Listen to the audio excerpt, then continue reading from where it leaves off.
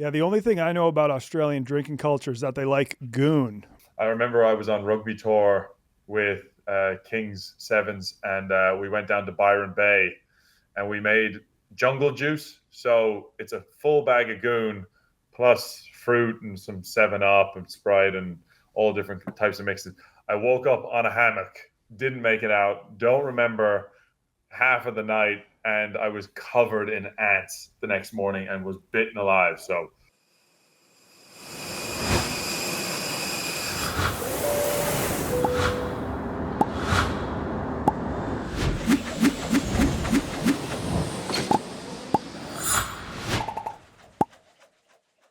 Welcome back to Drop a Pin. Today's episode is on Ireland.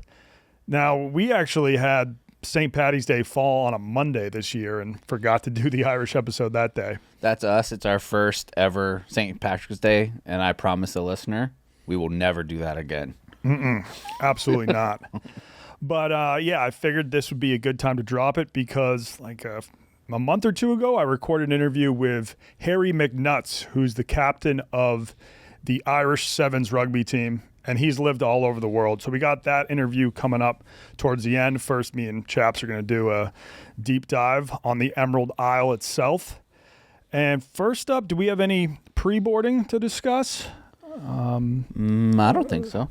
Oh, well, on the dog walk draft, Hank and Dana were on it. And they were like, we did a Drop a Pin episode, and I think they're just not going to drop it. The last time me and Dana were on a podcast together, it was so bad it's never aired.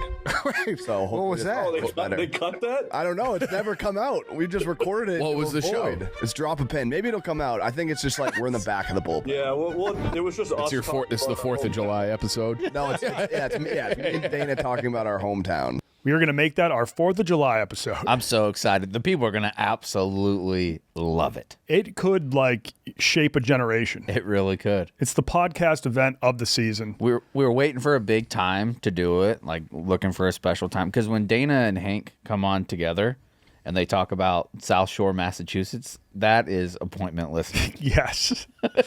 I mean, okay, real talk. We recorded the episode. I mean, I thought it went pretty well. And then Chaps and Goldfinger were like, it's a little inside baseball. Like half the time you guys were just talking about where you used to underage drink in high school. Yeah. But no, I think you guys will like it. Yeah, we're going to drop a trailer and just be hyping it up until 4th of July. So there's no way it doesn't live up to the hype. No, people are going to go bananas. This Independence Day. There's a lot of drinking on the South Shore. Do you think us three drank more in high school than most people? I don't know if that's a bad thing. I'm proud of it. I feel like growing up, it was like who can just drink the most. 6 months in the making. And we get 30s of Keystone Light and some Rubinoff. Just Wabos or Raz Rube. What's a Wabo? A water bottle. I've never heard Wabo. The potential to shape a generation. I would usually just take a 30 rack and a handle of whiskey from the priest. I think stealing is fine. Small towns. Big drama. That was one of the worst blackouts I've ever had. Another fight broke out over here. Another fight broke out over there. Girls are fucking screaming, crying. I feel like Norwell's a big fight town.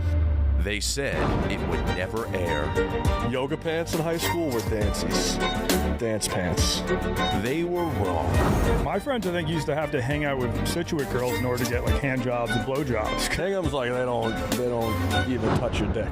Honest to God, this is the most Massachusetts conversation ever. Drop a Pin. South Shore, Massachusetts. I can't wait to see the social media clips of people listening to it on a boat on the 4th of July, like they're enjoying their alcoholic beverages and having a little speaker hooked up Bluetooth and listening to it. Fuck, man. I mean, people aren't going to be listening to music at the beach. They're going to be listening to this podcast. Yeah, going hippo mode with one of those floating speakers. Yep. It'd be nice. All right, so stay tuned for that, all my South Shore, Massachusetts folks. Now, Ireland.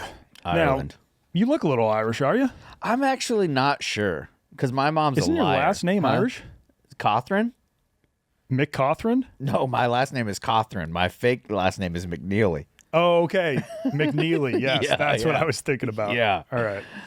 So McNeely came about because I was passing Irish pub, and it was called McNeely's. and I always went by Chaps as a nickname in the Marine Corps, and I was like, Chaps McNeely sounds like the greatest name ever. It does. And you kind of look like a Chaps McNeely. I do. Okay. So a lot of people, when they see my name, like at work, for instance, Portnoy and Nardini, when I first started working for like the first 3 months, they didn't know my name, and Erica sent out an email. Does anybody know who the fuck Matthew Cawthorn is? We've been paying him for 3 months, and no one knows who he is. And I wrote back, that's me. Okay. I think Dave still doesn't know my real name because I invited him to my wedding, which was in Ireland actually, and he just threw the invite in the trash because he thought a random stoolie was inviting him to his wedding. I don't think he would have gone to Ireland anyway. No, he wasn't going to go. Yeah. But yeah, so I might have a little bit of Irish on my mom's side. I don't know, like 20%, 15%. But my wife's mom's family was born and raised in Tipperary, Ireland. And she still has all her aunts, uncles, and cousins over there. So that's why we decided to get married over on the Emerald Isle. And Irish passport? Irish citizenship coming? Yeah, so she has an Irish passport. Her dad, who's from Queens, he has an Irish passport just from marrying her mom. And I guess our kid can get an Irish passport. Yeah. I can no longer get one, but I think I would just have to move to Ireland with her for 3 years or something, and then I could apply. That might be worth it. Maybe, yeah. Well, I could record the pod remote. Yeah, same. If you wouldn't mind doing some Zooms. No, I did it for 8 years. Oh, true. All right. That's good to know. So, yeah, maybe one day I will also have an Irish. It's a good passport to have because while the UK is not in the EU, Ireland is in the EU. So you can kind of just travel wherever you want in Europe or just live wherever you want in Europe. Yeah. And Ireland doesn't give a fuck about what anybody else thinks. They're just Ireland. They're like, we are going to do our own thing. They don't care about the EU. They don't? Not really. They break with the EU a lot, on stances that they take. Yeah. It's a very different spot. But they're still they still want to be in the EU. They're not trying to get out. No, an Irish Brexit. Yeah, just a little bit different philosophy there. Yeah, for sure. I mean, they're very remote for all throughout history. It's been kind of the most remote part of Europe, unless you consider Iceland Europe, which I guess it is. Yeah, they're part of the EU too. Mm-hmm. Yeah, one thing I was going to talk about, but we can bring it up now, is Ireland apparently saved civilization. Oh, how? Well, so when the Roman Empire collapsed, Ireland was never officially part of the Roman Empire. So that was a very tumultuous time for most of Europe. There were all these barbarian raids, but Ireland kind of stayed out of all that drama. So while the rest of Europe, there was warfare, people were forgetting to read or write, they kept up that tradition because when Catholicism came to Ireland, it was St. Patrick who brought it there. They set up a liar, by the way. Yeah, St. Patrick, big liar. We'll talk about that. So there was a bunch of monasteries in Ireland during the Middle Ages, and they were copying down all of the old Roman and Greek texts.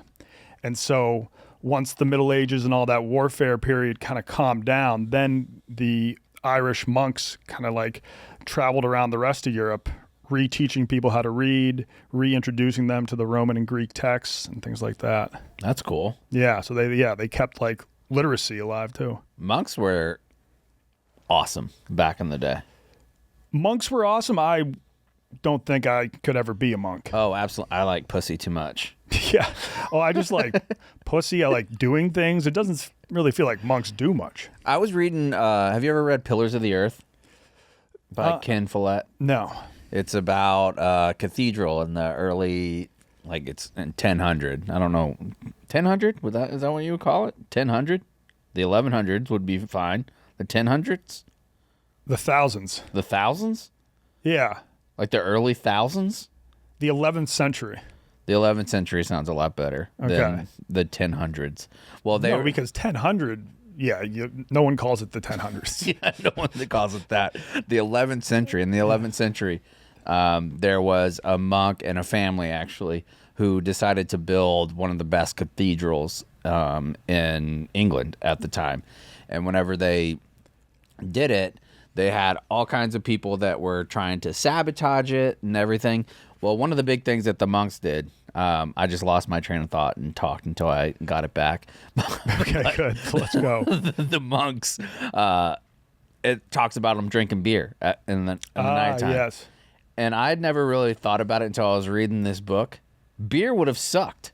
Like, just drinking terrible, non-cold beer, lukewarm-ass beer, I feel like that goes way under the radar of things that sucked back in the day. Never having something cold to drink. Yeah, but, I mean, a buzz is a buzz. Yeah, but that's not nearly as enjoyable. No, like no, a monk, absolutely not. like we talk about, like if they came and they saw like an iPad or they saw a phone. Imagine going to Twin Peaks and getting a 33-degree beer. But they didn't have that as much to compare it to, you know? They No, weren't but it'll like, blow oh, their minds now. a nice cold beer, but still Yeah. like aren't like a lot of pubs in England, they'll still like drink their beer warm because they've Yeah. just gotten so used to it. Idiots. I think a big reason everybody just drank beer all the time back in the day is because when you ferment it, it like automatically kills a lot of the germs. So it was just like safer to drink that beer. Yeah. And yeah, no, the Irish are definitely known for their drinking, They are. but hey, they're also known for apparently saving civilization. So Both equally as important. yeah, I would agree. Ireland, so St. Patrick was the one who brought Catholicism to Ireland. And then he also rid the country of snakes. There were never any snakes Never. in Ireland. So that's, yeah. But that's smart. It's bullshit. Like, we should go to Iceland and be like, we rid Iceland of mosquitoes. Oh, true.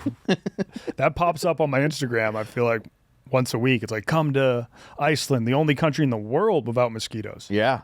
That is pretty wild, though. The only country on Earth. Now, some of the people in Scotland, whenever I put out, because I was in Around the Office question that I did one time, what's Yeah. the only country that doesn't have mosquitoes? Some people in Scotland were like, we actually don't have very many mosquitoes either. Scotland's got midges, though. Midges. Midges, I think they're I think we actually say little people. No. No. I think midges are like the Scottish version of no-see-ums. Do you know what a no-see-um is? Is that like chiggers? Chigger. Yeah. I wasn't going to say chigger. It sounds a little too dicey. The last minute's been rough. Yeah. Got to make sure the captions are good. Yeah, I think they're the same thing. I have a Scottish friend who's trying to make a horror movie about midges. He's already made a trailer for it. Have you ever had it? Or not midges, but chiggers? Have I had like a case of the chiggers? Yeah. I mean, I think I've had no-see-ums. I've seen chiggers. I've had chiggers no less than 10 times in my life. What do you mean by had chiggers? Isn't it a type of bug? It is, but they burrow into your skin. Oh, no. I've never had a chigger infestation. So, like, in North Carolina, when I was doing combat training, very beginning of my Marine Corps career, you wear these around your legs, like on the top of your boots, you wear boot bands, and they are designed to wrap around tightly so your pants don't go up. Yeah. And they keep it off of your boots. Well, in between that space of your boots and your uniform, sometimes they would get in that little crack and they dig into your skin and they make like these bumps, and it is unbelievably itchy. It's one of the worst things that like I've ever experienced, like as far as itchy bugs, and worse than bees for me because it like sticks around for a long period of time. Worse than scabies, though? I've had both. No, definitely not worse than scabies. Okay. Just because they're usually around, like chiggers are usually around your feet, where Yeah. chiggers got up into my like balls and stuff, like way up high, and my thighs and everything. Oh, when you had Chiggers. scabies. Yeah, scabies. Scabies, yeah. I had scabies on the tip of my dick. I wanted to like just straight up Oh, the tip. castrate myself. Goodness gracious. Yeah, it was bad. Yeah, but chiggers stink. Another fun fact about Ireland, it's like the home to Halloween. They were we get Halloween from the Irish. It was a festival called Samhain. Now, Oh. that's probably the Gaelic spelling, so I don't think it's definitely like reading Gaelic is impossible. You can't just sound it out. No, there's a woman downstairs that works with Caitlin, Maeve, Yeah. spelled the weirdest way ever. Yeah, it's the Celtic spelling. I mean, like how they spell Siobhan is like Siobhan. Yeah, Siobahn or something like that. My wife at one point wanted to name our kid. Let's see if you can pronounce it. The name would be Tadgh. Tag? Nope. What? Tig. Tig. Tig.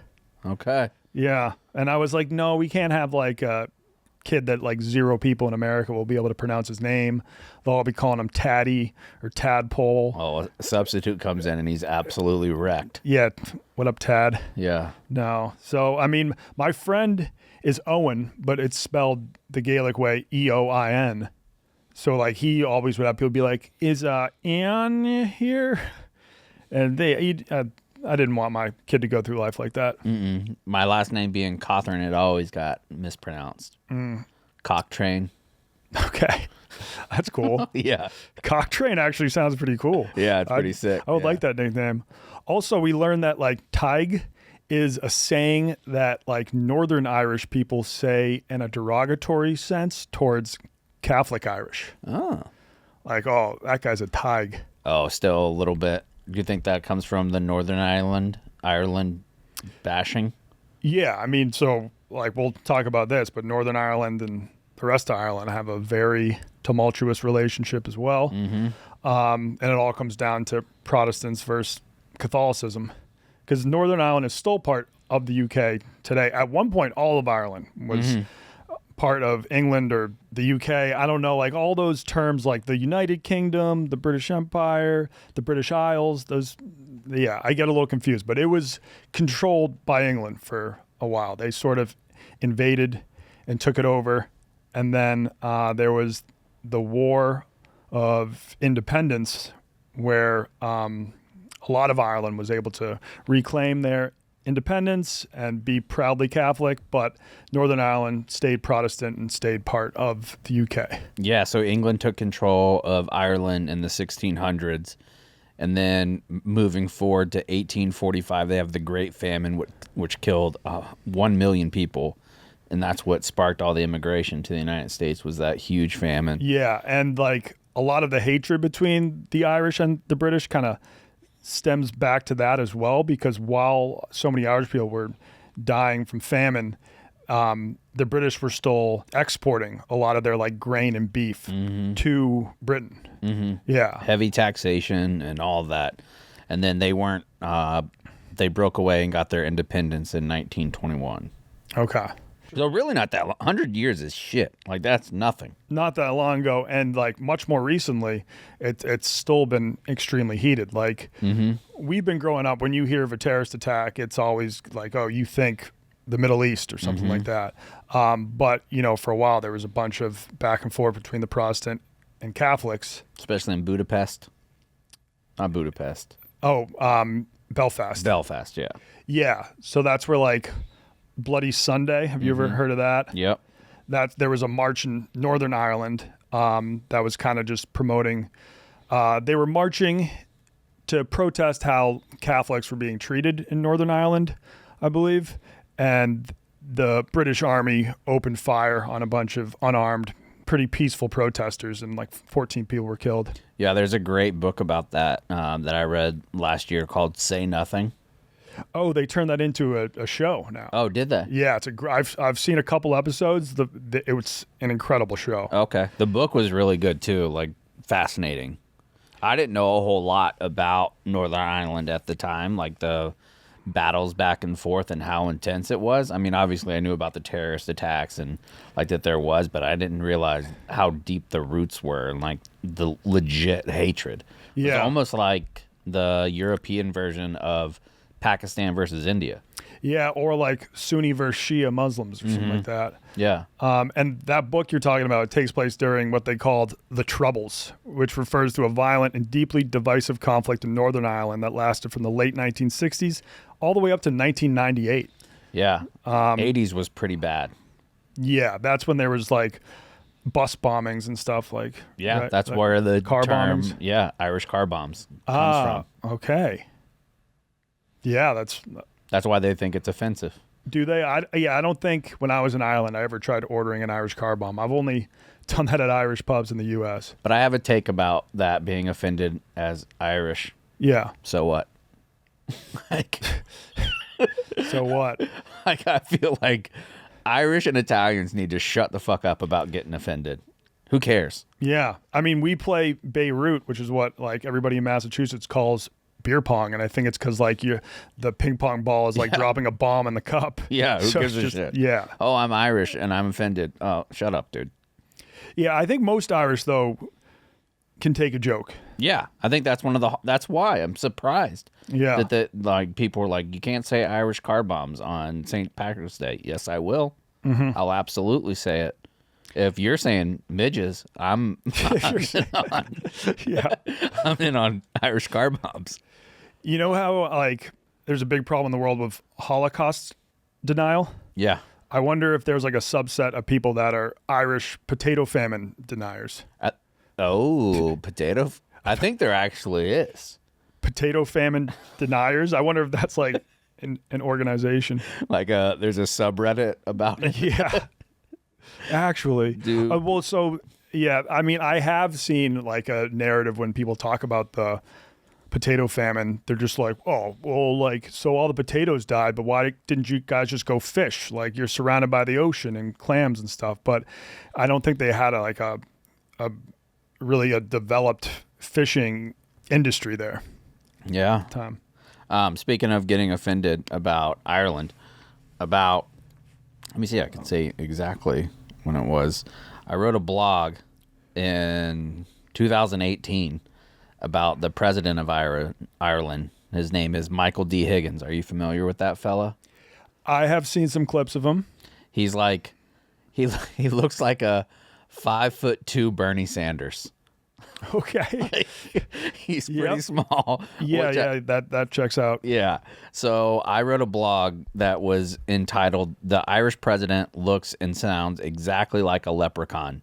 And when I wrote that blog, the Irish newspaper and news site, Irish Central, wrote an opinion piece about my opinion about Michael D. Higgins. Looking like a leprechaun. Yeah.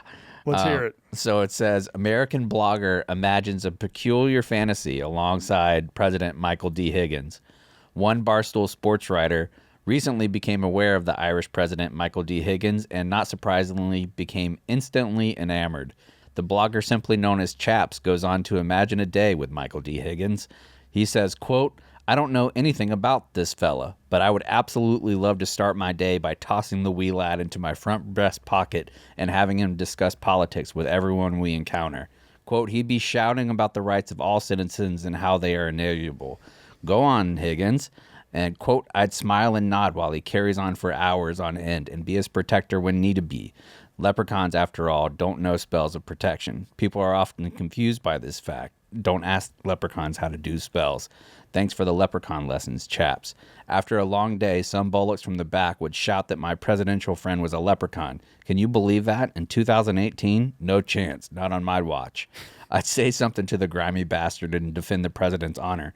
We salute Chaps' commitment against leprechaun bigotry in 2018.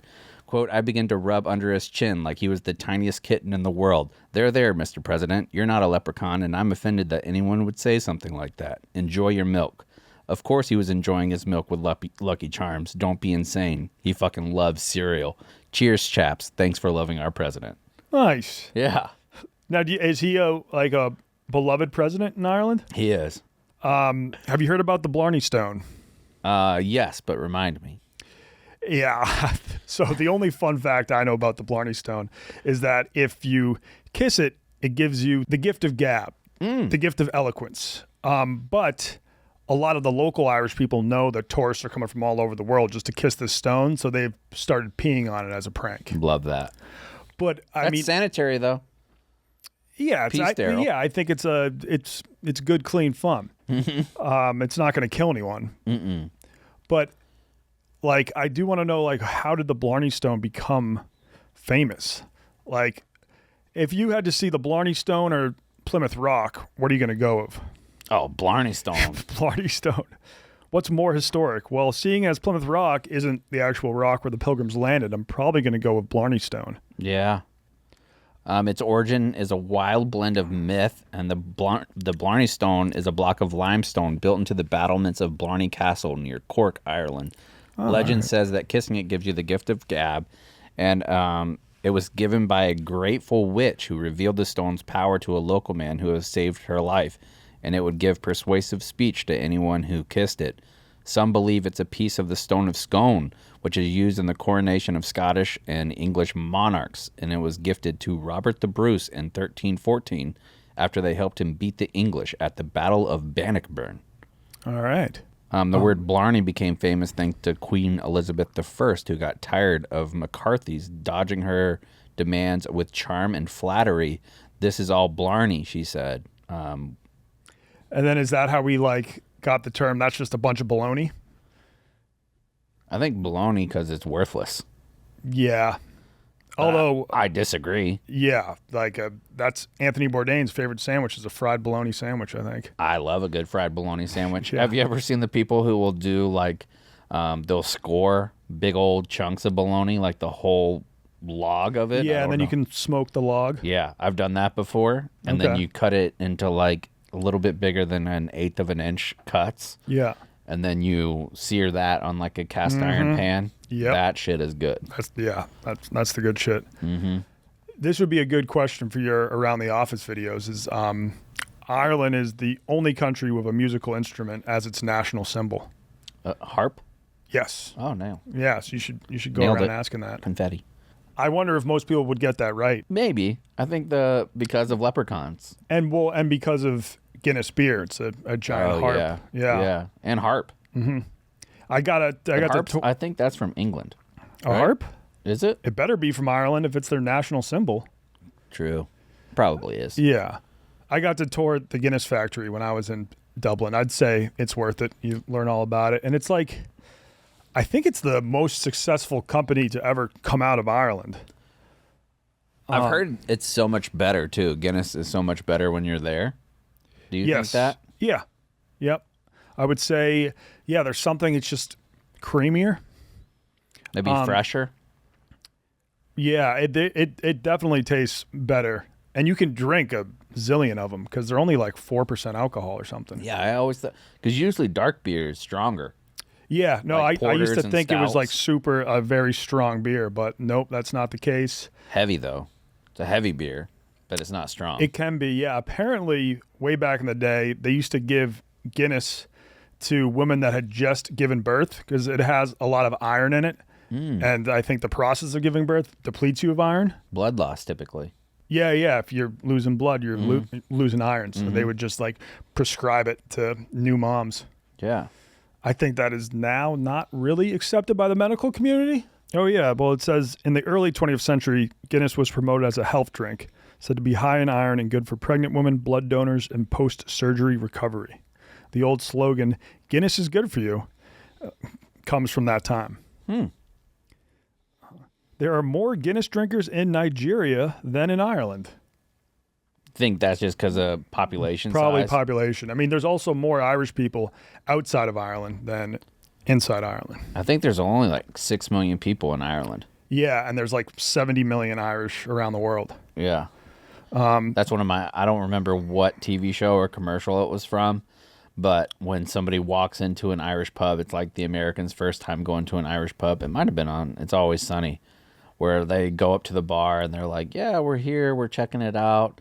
Our family is actually Irish, and everything in the pub goes completely quiet, and they're like, welcome home. Oh my God. Yes. The people in Ireland are going, Yeah. your family was from here. Holy shit. Welcome back. Dude, I met an Irish guy in Dubai. We were just hanging out, and I mentioned to him, I was like, oh, my wife is actually Irish, and he got kind of pissed off at me. He was like, oh my God, no one cares that you Americans have ancestors from Ireland, okay? Yeah. We don't fucking care. And he freaked out at me, and I was like, no, a lot of her family is still in Ireland. Her Yeah. mom was born and raised there. And he was like, all right. He just He got triggered real quick. yeah, he got very triggered about another American coming up and be like, I'm actually from Ireland. No, you aren't. Do you know about their plague village? No. They had a village called Eyam.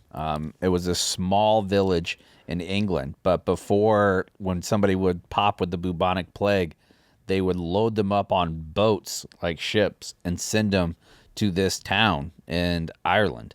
And a local tailor received a box of cloth from England where the plague was already ravaging the city, and the cloth was infected with the fleas that carried the Black Plague.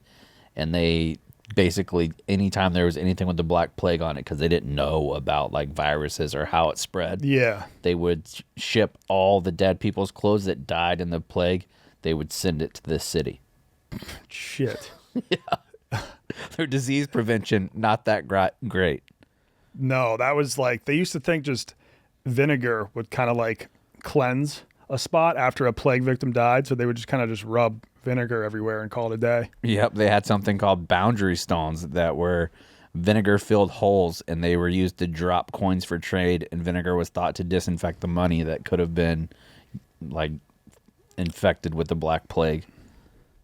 I think that would be the living during the Black Plague would be number one for me, and like worst times to be alive. Black Plague and Spanish flu. Yeah.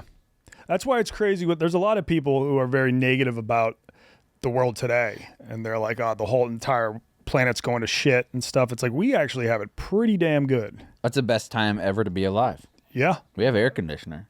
Yeah. We have cold beer. Cold beer. Yeah. You used to have to just push-up bras. Sleep on the roof of your house in the summer because it was so hot. They still do in Iraq.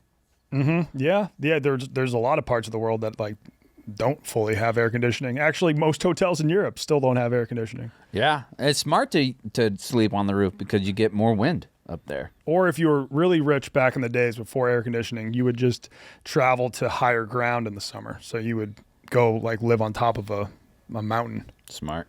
Mm-hmm. Very smart.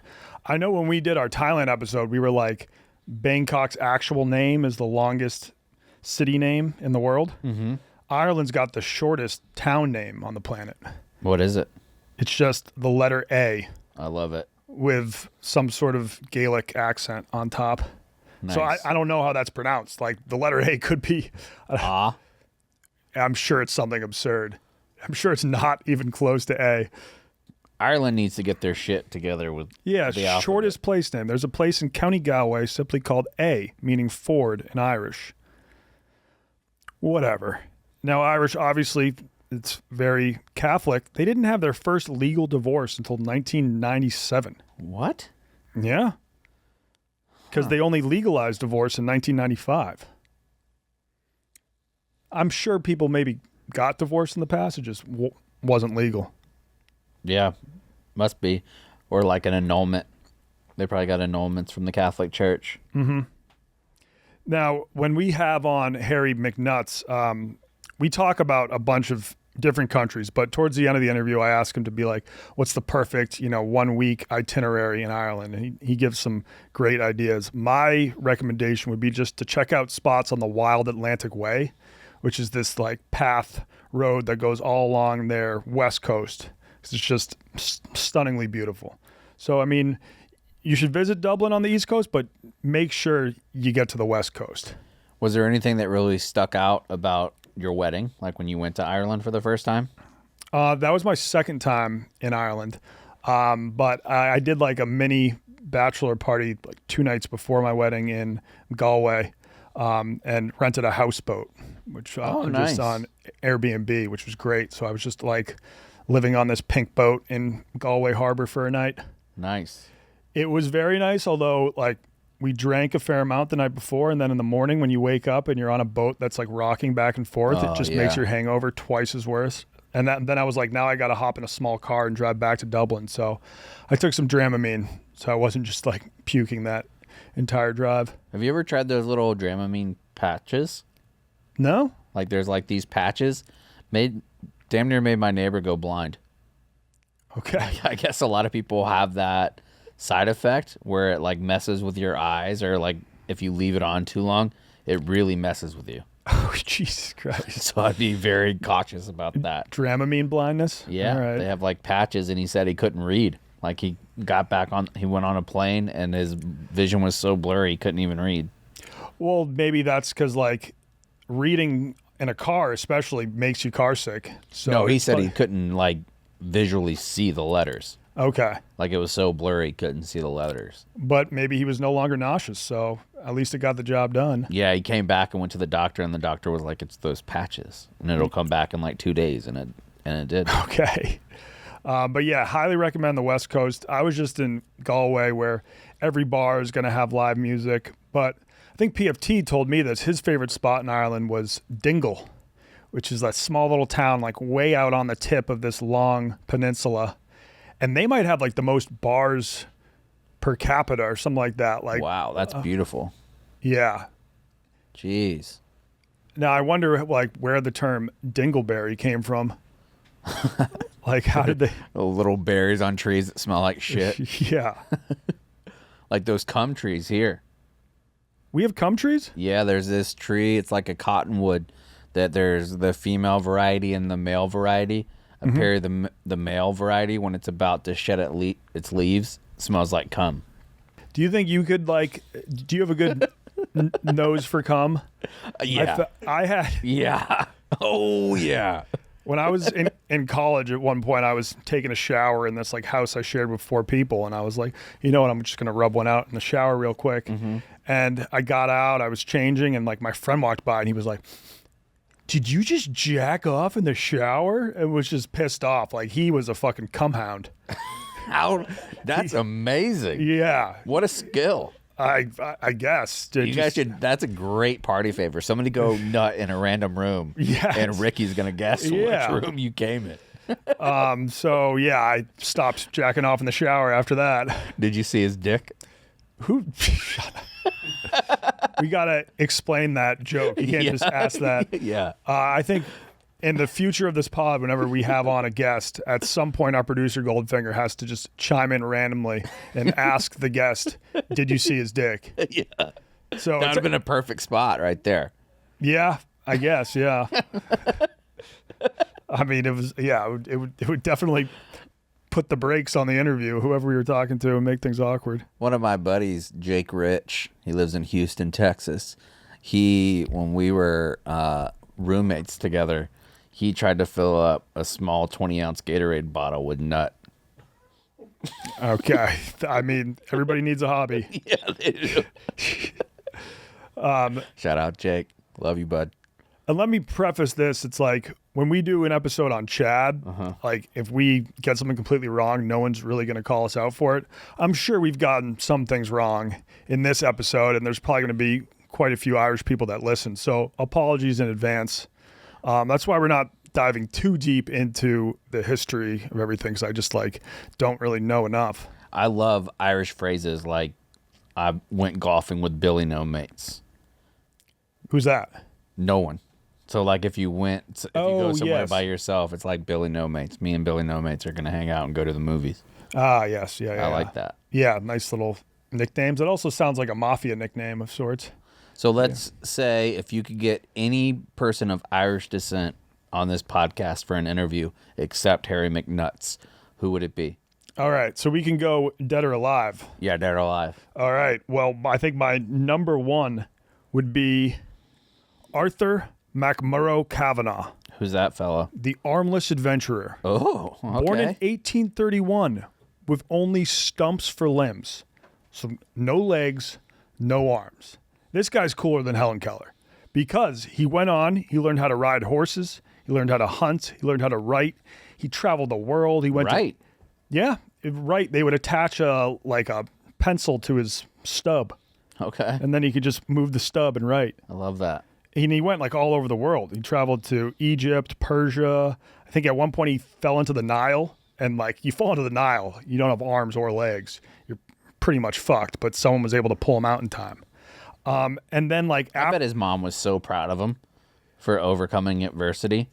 Yeah, no, it was actually his mom who really encouraged him. She was like, listen, I just popped out a kid with no arms or legs. He's going to be a normal, successful human. Like, I'm not going to coddle him. I'm not going to keep him like hidden away.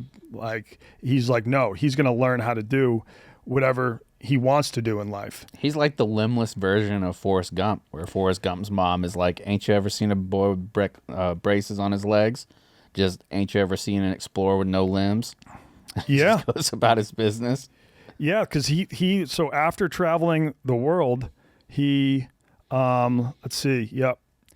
Upon return to Ireland, Arthur became active in land management and politics. He served as the Justice of the Peace, the High Sheriff of Carlow, and he was a member of Parliament for County Wexford. I'm telling you right now, I would not respect a sheriff with no limbs.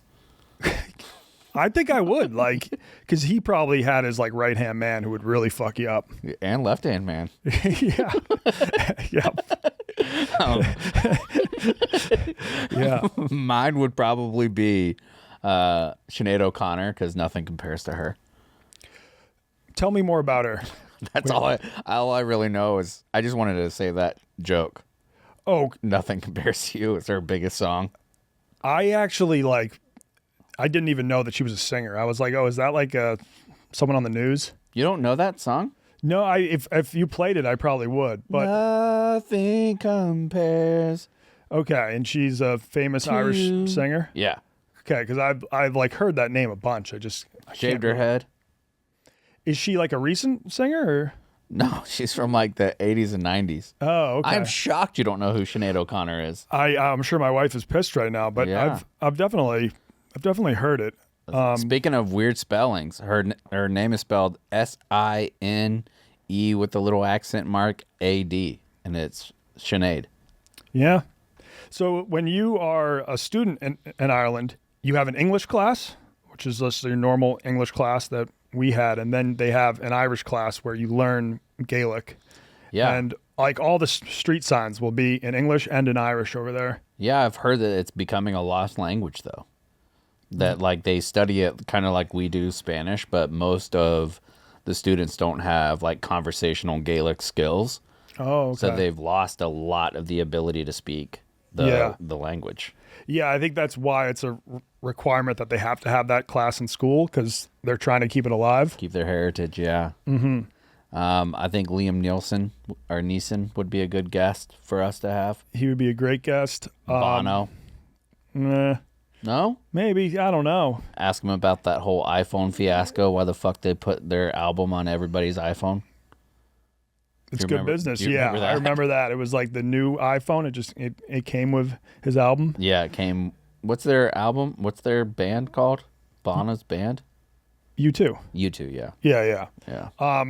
I mean, he doesn't have the best reputation, but who knows? He might just be painted negatively by the media, but actually What's his reputation? Being an asshole? Yeah, being super pretentious. Oh, I like that. You like that? Okay. Yeah, we haven't had enough pretentious guests on yet. No. Also, Brendan the Navigator I would have on. He was an Irish monk who some people think may have discovered the New World even before the Vikings. Oh. He went off on this crazy journey that is documented, and like on the journey, he reported seeing pillars of crystal, which they think like those were probably just giant icebergs. And then he's like, and I eventually found paradise, this green, lush land, and they think that was when he landed in Canada. You got to be such an idiot to think icebergs are crystals. That's not fair. Yeah, it is. I mean, touch it. They should have chipped some of that off, then they could try cold beer. Yeah, he saw floating crystal pillars, islands of giant birds, a sea creature mistaken for an island, which people think that was probably a whale. So he probably saw penguins or maybe puffins. Yeah, paradise-like lands with rich fruit and sunlight that never faded. Sounds like someplace up north. Yeah. So yeah, they think he probably made it to Iceland, Greenland, and maybe Newfoundland. What fruit would there be, though? Who knows? But there was a guy in 1976. He recreated the same boat that he was said to use, and then took off from where they say Brendan the Navigator took off, and he did make it all the way to the Faroe Islands, Iceland, and Greenland, proving that such a journey was physically possible. Wow. So we'll never know, but it would be cool to have him on and ask him, Yeah. did you make it to Canada? Yep. Get them both. Get the limbless guy and him. The limbless guy is my number one. And I think a quote he was known for was, "Be judged by what I can do, not what I lack." Putting the limbless guy in the middle seat in the plane would be Yeah. that would be great. I wouldn't mind if I got seated next to a limbless guy. You wouldn't have to fight over the armrest. Yeah, it'd be ideal. And you don't have to worry about him taking off his stinky shoes. Very true, although hopefully he takes good care of his stumps. Yeah, I always wondered about that when you don't have any limbs. I mean, have you heard of phantom limb syndrome? Yeah. Yeah, that is scary. And I recently learned that my grandma's father, I guess, who I never had a chance to meet, that he lost a leg later in life, and he suffered from that, which is just, yeah, you feel like you're feeling a pain in where that limb would be. And I have a few friends that lost limbs, and most of them say that the worst part, like ones that have their knee, like below the knee amputation, they say that it feels like their foot is itching and they can't scratch it. They're like, it's torturous whenever it feels like your foot is itchy and you can't scratch it. Damn. Yeah. Which makes sense. Like, that would be awful. Yeah. I wonder why that happens. Because it is like a physiological response to a mental stimulus. Yeah, something about the nerve endings, I couldn't really tell you. But it's like technology is getting so good. Soon we're going to be able to make crazy bionic arms like the Winter Soldier in those movies or something. Would you like willingly get your arm amputated if you could have this like crazy high-tech thing? Kind of like... For the content? Not for the content, but just for what you'd be able to do with that. Like, say if you could get an Inspector Gadget-esque arm that could just do like all sorts of shit. That I could get like different attachments for? Yeah. You could have a vibrator attachment. Yeah. And not different attachments. It could just change into a bunch of different things. Mm-hmm. So it could be a bottle opener, probably a torch. All kinds of dildos on your fingers. Yeah, you could have one mode where it's just 5 dildos. Dildo hand. Yeah. That would be wild. Put on dildo hand and slap somebody across the face with it. Ultimate insult. You could turn it into like an egg beater when you're making breakfast, and then turn it into a spatula. And if you did the egg beater, you can get one with the mixer attachment, like a dough hook. So, Yeah. So if you wanted to make some sourdough, Yeah. just stick your hand in the bowl. Like if in 20 years they come out with a hand that can just change instantly into all those different things, I might like willingly undergo surgery. Oh yeah, lop it off. I don't care. Yeah. As long as it can also just be a hand. Yeah, I feel like you could get a hand. They got really high-tech hands now. So now they just got to figure out the egg beater technology. Yeah, once we get that, Yeah, we'll really be boom. cooking with gas. Yep. Any more fun facts about Ireland?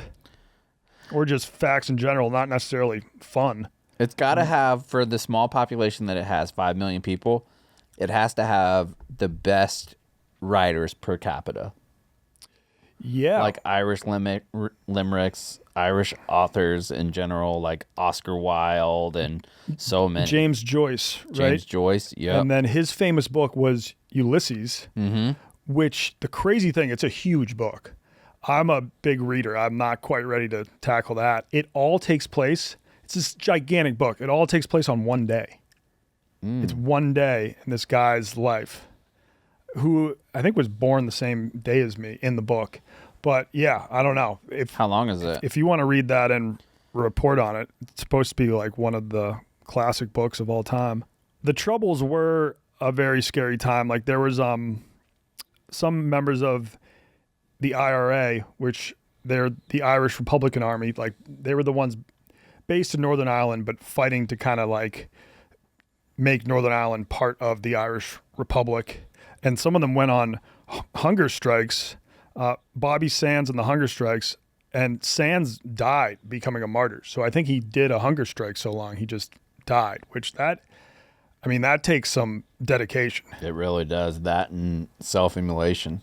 2 things I don't think I could ever do, even if I was fully dedicated to the cause. Like that Air Force guy that set himself on fire in front of the White House. Was that kind of recently? Yeah, for Ukraine and Russia, for like either, or maybe it was at the very beginning of the Israel-Palestine. Yeah, it may have been at the beginning of the Israel-Palestine thing. I don't think you ever get the attention. Like people were like, damn, he set himself on fire. That shit's fucking crazy. Yeah, that was a Anyways. conversation for like a week, and then Yeah. people moved on. Yeah. Doesn't seem worth it. No. Are you ready to get into the interview with old Harry McNuts? I think I am. Yeah, and we talk some more Irish stuff. We talk about like hurling in this interview, Gaelic football, and the term crack, which is my favorite Irish term. CRAIC. Yes. Yeah. Just means having a good time. Like Cracking on. yeah, or like where's the crack, and like where's the fun. So one of the best vids I filmed that was never released is I had the video camera shades and was just walking around Ireland, the streets of Dublin, being like, hey, do you guys know where I can find some crack? And then they'd be like, oh yeah, there's like a bar around the corner. I think they have like a live band. And I'd be like, okay, do you know like how much they're selling it for? Like how much would like a gram of crack be? And then they'd be like, oh, I don't think they're selling that type of crack there. Okay. And then I got some good reactions, but lost the footage. Brianna Chicken Fry just went to Ireland this weekend. Mm-hmm. Or a couple weeks ago, I guess, at this point. Yeah, it's a fun little trip to do. Have you ever been? To Ireland? Yeah. Yeah.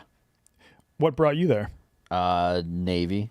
Well, my dad was in the Navy, so we went there on vacation one year. Okay. Do you have any fond memories of it, or No, or I was like 5. 5? Okay, Yeah, I yeah. was pretty young. Another word that is different than the word that we use, fanny. What do you think fanny is? The fanny is a woman's. I know this. It's kind of like a woman's crotch, Oh yeah, vagina. Yeah. vagina area. Yeah. Yeah. So when I watch like cheesy reality like Love Island, and one of the things that they say when they're turned on, the ladies are turned on by somebody, that they have fanny flutters. God, I like that. I like that term. Wow. Yeah. It's kind of like when you're you see a woman that takes your breath away and your heart flutters. If a girl sees a really handsome guy, she might get some Fanny flutters. light fanny flutters. Yeah, so I've been saying, do you want to have a poke? When that's sex and lonesome dove. Yeah. And now I've added fanny flutters. I asked my wife if I'm giving her the fanny flutters. Okay. Typically she says no. Yeah. Yeah.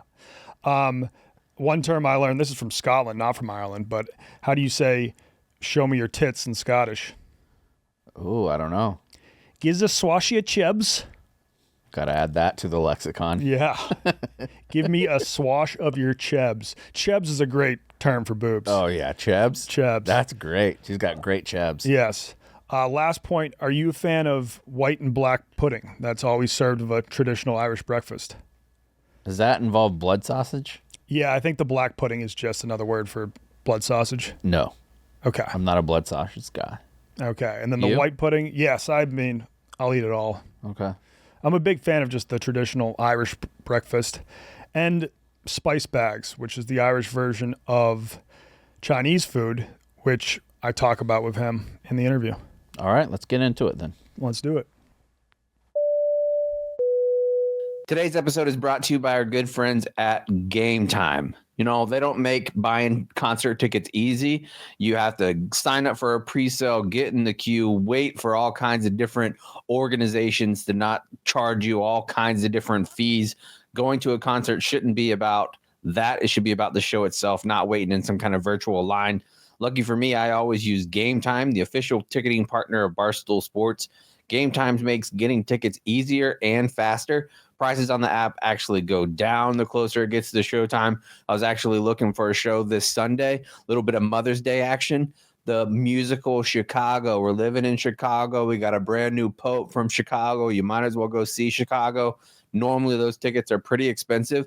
I got them on the low for $49. You can't beat that. So what are you waiting for? If you want to go out to a concert or to a game, you need to go with Game Time. Take the guesswork out of buying tickets with Game Time. Download the Game Time app, create an account, and use the code DROP, D-R-O-P, for $20 off your first purchase. Terms apply. Again, create an account and redeem the code DROP for $20 off. Download the Game Time app today. What time is it? Game time. Ugh. Today's show is also brought to you by Mando. Spring is in the air and the weather is warming up, and I'm excited to go out and do a little bike riding. We're supposed to have, I think, 70-degree weather on Sunday. I'm going to go out, Sunday morning little bike ride, maybe even to the farmer's market. You never know. But I'm going to do it with the whole body deodorant. It's safe to use anywhere. We're talking about on your pits, your balls, your thigh folds, belly buttons, butt cracks, feet, whatever you got. You can put Mando on it. It's clinically proven to control odor better than a shower with soap alone. It's 12 hours after a shower. The average man's grundle, we're talking taint, folks, the odor level was a 5 out of 10 with Mando. The average grundle odor, wait for it, 0 out of 10. No grundle stink. Wow. Mando starter pack is perfect for new customers. It comes with a solid stick deodorant, cream tube deodorant, 2 free products of your choice like the mini body wash or the deodorant wipes, and free shipping. As a special offer for our listeners, new customers get $5 off a starter pack with our exclusive code. That equates to over 40% off your starter pack if you use the code WONTON. That's WONTON at shopmando.com. Shopmando.com. Please support the show and tell them we sent you. Smell fresher, stay drier, and boost your confidence from head to toe with Mando. All right, we got Harry McNulty on the pod right now, a.k.a. McNuts. So I first met Harry when he came into the self-stands at Hong Kong Sevens. And, like, I didn't even know players could do that. Like, I was, like, off my cake, just completely hammered. And then I see this dude. I figured you were cosplaying as a rugby player because you were in full uniform and everyone else there is wearing a costume. But nope, you were actually on the Irish squad. And are you the captain of the Irish Rugby Sevens team? Yeah, thank you so much for having me. And that was quite the first meet and greet in the South Stand. Yeah. At the moment, I've actually stepped away from the game, moved into media, and I'm doing some rugby media. But at the time, I was captain of the Irish Sevens team, so trying to put my best foot forward and obviously make my way into the South Stand and join all the supporters. And you were captain of the team that competed in the Olympics too. Yeah, correct. I went to Tokyo and I went to Paris, but for the Paris edition of the games, I was captain, so that was a really big privilege and an honor and a really amazing experience. Absolutely loved it. And we bumped into each other again there as well. Yeah, you brought me to the Irish Hospitality House, which was just a giant Irish pub. Yeah, it's funny comparing all of the different houses. And if people aren't aware, during the Olympics, each nation sort of deems a certain area as a house. And I think Team USA, it was like $350 to enter this place, and it was a massive building, and there was all sorts going on. The Irish one was just O'Sullivan's right beside Moulin Rouge, and it was just a bar for the entirety of the tournament. Well, I think I had my most fun at that hospitality house for sure. Well, that's good because a lot of the other teams actually started to pick up on the O'Sullivan's Irish house being the best place to go. And next thing, Team USA showed up. I think Kenya were there, and a lot of the other teams started to make their way there. So that, at least that was good. Yeah. Now, at the Tokyo Olympics, foreign fans weren't allowed. At Paris, they obviously were. Was that like the largest stage, the largest crowds you've ever played in front of? I think so, because that was a completely full house. We've played in Twickenham in London before, and that was limited in terms of the capacity because Twickenham is 3 stories almost. So there's a lower, middle, and an upper tier. And during the time I played in London, they closed the top tier for safety reasons. I think it got really rowdy in years gone by before. So for Paris, I think it was 69,000, 70,000, and not one empty seat. So definitely the biggest crowd that I've played in front of. And I remember hearing like you were one of the male athletes whose TikTok following increased the most over the games or something like that. Yeah. Well, I guess dropping rugby names and stuff, Alona Maher kind of led the charge in terms of doing all the social media stuff and what she's been able to do. She went from, I think, very small during the Tokyo Olympics to about a 500,000 to 1 million, somewhere in that regard. But then when Paris came around, she revamped it all again and went from 1 million to 4 million. I also have been in the media game, loved it. And I did 1 or 2 videos actually in Tokyo and saw a huge increase. So when Paris came around again, I was like, why not try it? Now, not to the same extent, but I think I ended up doubling or tripling, maybe even more during the time of the games. But I think it was just that people loved the access to behind the scenes. They didn't actually really care what it was you were creating and whether it was funny or whether it was entertaining. It was just, I want to get all the behind the scenes access that I can to these games. And it allowed you to really grow a really strong, engaging audience, which was really fun. You didn't make it on the cover of Sports Illustrated swimsuit edition, though. Still working on that. I'm still working. Do you know what I did do, though? Ilana was on that, though, right? She was. Yeah. Like, she's taken rugby and really created an amazing platform. The women's rugby game as a whole, I think, is almost in a better place than the men's from a media point of view, just from what she's done. She's created this amazing fan base that love absolutely everything about her. And if you go on any of her channels or any of the comment sections, I didn't know anything about rugby. How can I learn about it? How can I join a team? How can I support a team? How can I buy a jersey? And any sport would be begging for that. But the closest I've done is I've worked with a company called Budgie Smuggler, who essentially makes Speedos, and I'm on their front window shop in Bondi. So almost as good as the Sports Illustrated cover. So Bondi's in Australia, right? Yeah, in Sydney. Okay. They've got a shop in Bondi, in Sydney, and in Manly Beach as well. And I've gotten a few photos of friends who live down there that sent them on my way, but nothing as extravagant as the Sports Illustrated. Now, you were representing Ireland at the Olympics, but you were actually born in Bahrain. Is that true? Correct. And as we speak, my parents are actually making their way back there in the next 3 or 4 weeks to go back and live there. So both my parents are Irish. It was in the 80s. They didn't know each other, but they both moved out to Bahrain. My mom was an air hostess. So kind of what a lot of young men and women are doing now, going out to Dubai to work for Emirates or out to Etihad. She did that in the 80s for Gulf Air. And then my dad was working in finance. There was a thing called the intranet. So not the internet, the intranet. And it was a system built within the company that he was in where you could communicate with each other.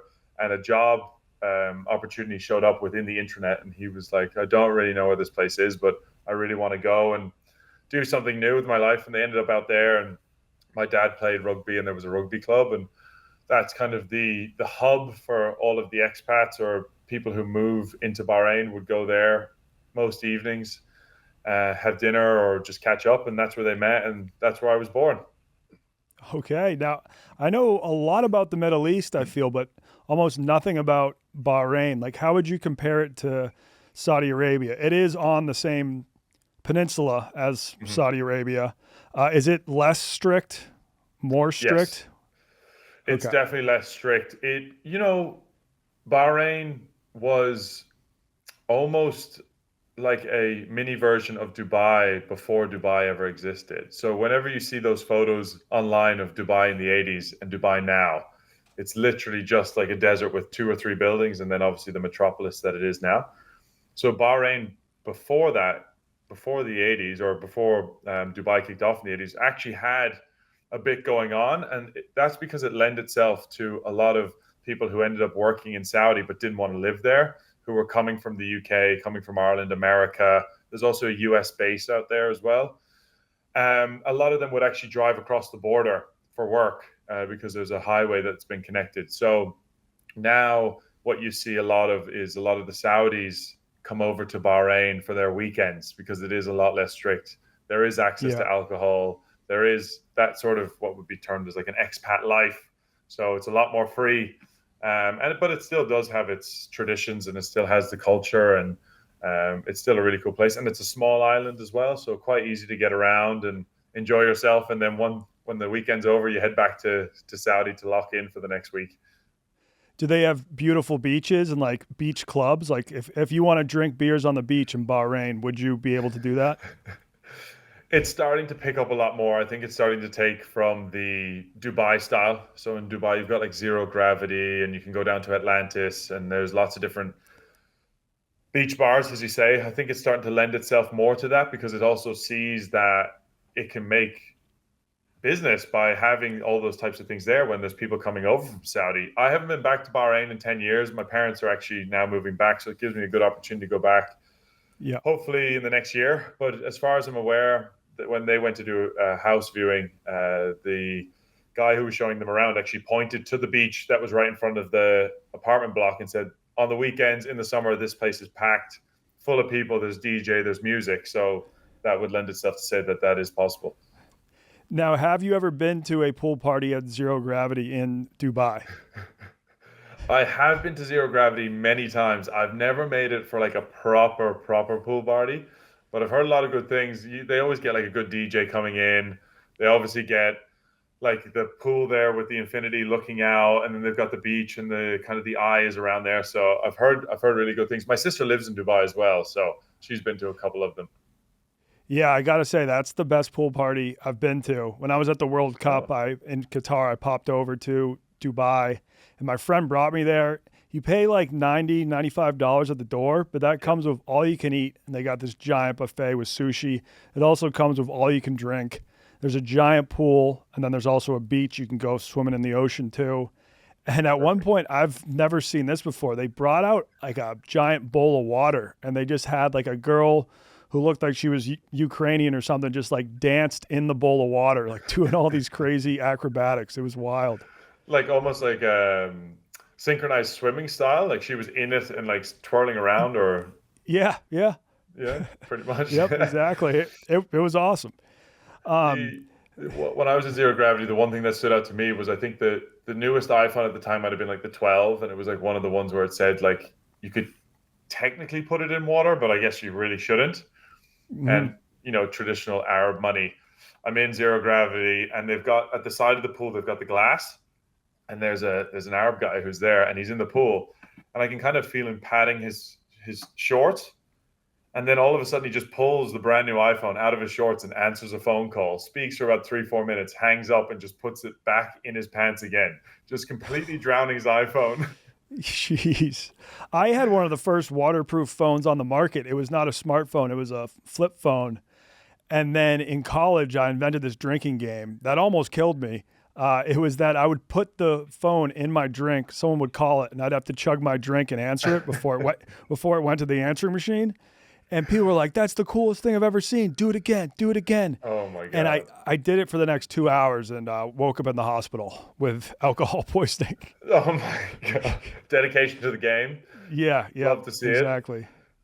Now, I noticed you're wearing a USA hat. I posted a photo of me and you, and a friend of mine reached out and was like, I used to go to school with that guy in Rye, New York. So Yes. You also lived in the U.S. for a bit. Totally. Keishi Godo, I think, is the friend Yes. in between. Shout out to Keishi, one of the goats. Yeah, and then he reached out to me when he heard we were going to meet up.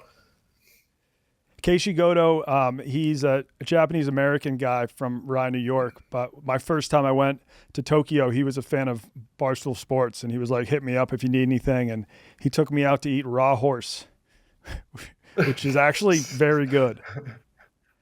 And not surprising that he ended up doing that. So what years of your life did you live in Rye? Yeah, so after we were in Bahrain, we moved to London for 3 years, and then we moved to New York, and then we were in Rye for 10 years when I was the age 4 to 14. And we were there up until about 2007. Yeah, so it would have been like about 1997 to 2007, which was an amazing part of my life. I haven't been back to New York actually in a long time as well. Obviously, with all the rugby and stuff, it just kind of gets hard to make it here, there, and everywhere. But still got really good friends that live in the city. I played all the American sports growing up, but ice hockey was my number one sport that I absolutely loved. Big Rangers fan, still keep up to date with all that. I was in school. Speaking of sports, the Mara family, who like own the Giants, I was in school with them. Yeah. Yep. 2 daughters were in my class. There was a couple Rye Rangers or New York Rangers. Sorry? Was it the Mara daughter who is now a famous actress? I'm not quite sure. Maybe there's I two younger swear. ones. Okay.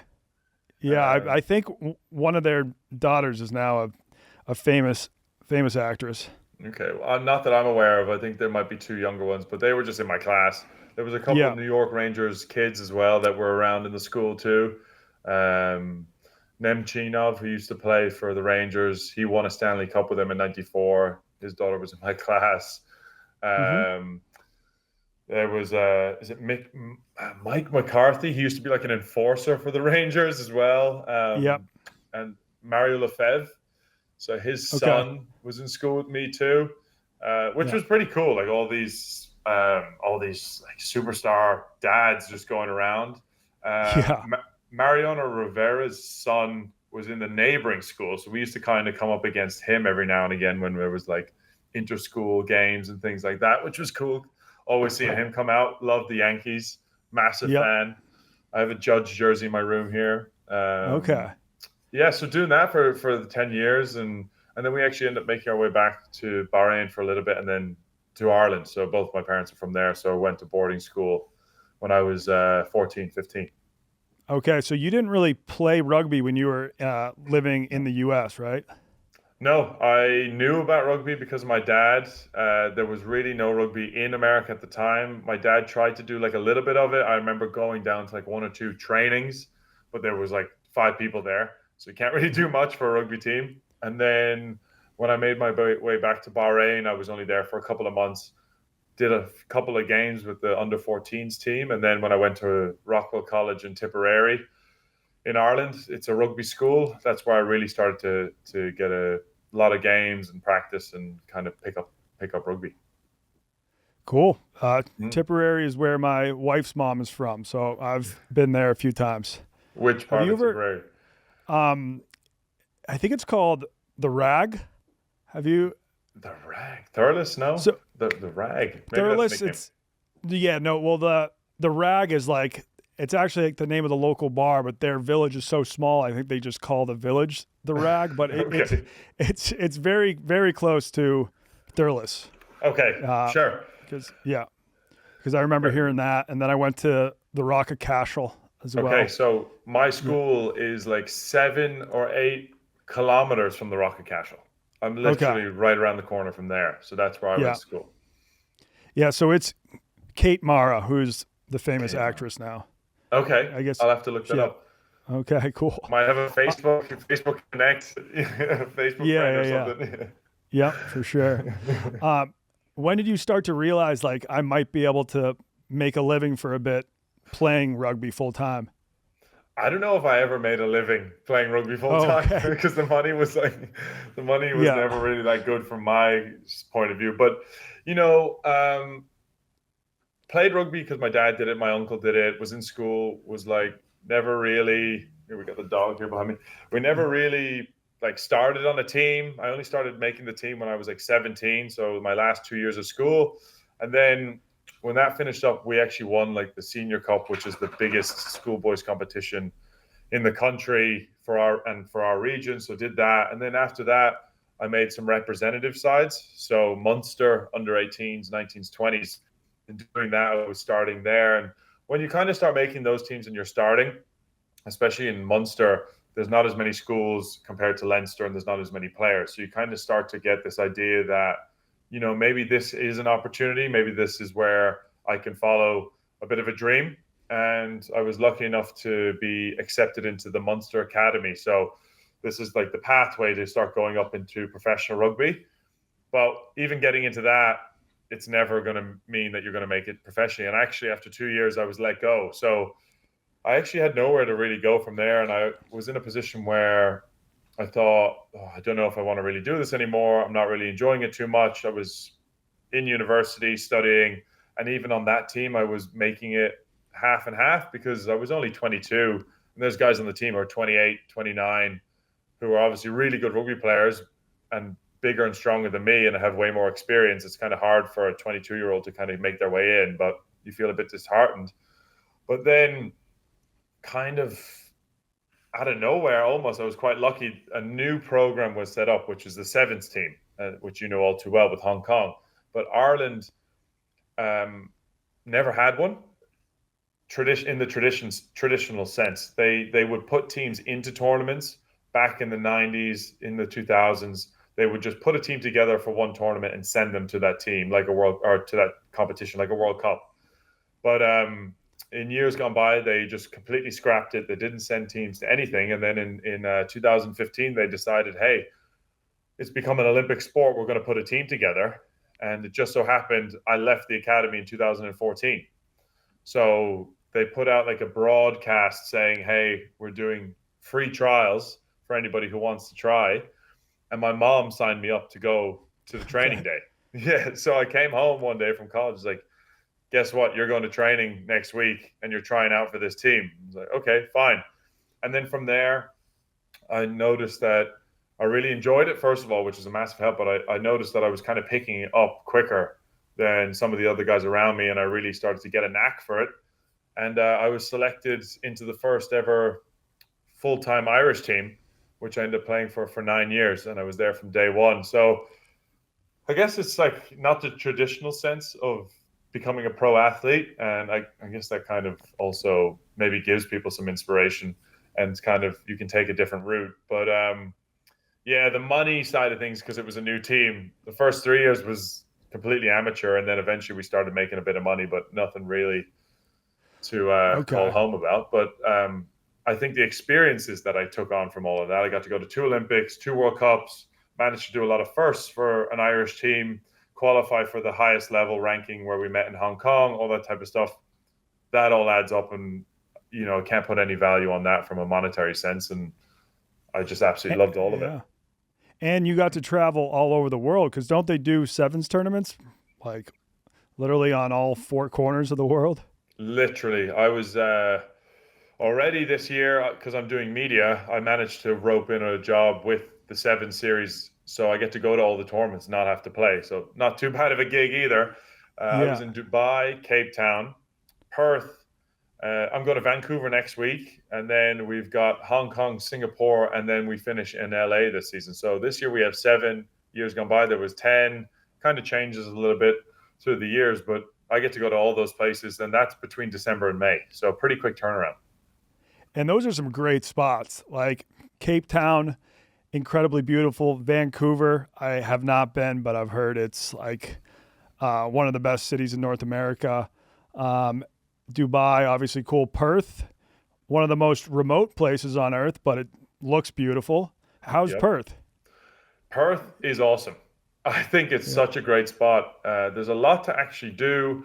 It's a super long coastline and remote, and I totally get it. And if you talk to most Australians, they're like, why would you bother going over there? But in a way, it's almost given itself a better name for not having a good name in a way. So when you go down, you're kind of like, I'm not really expecting much.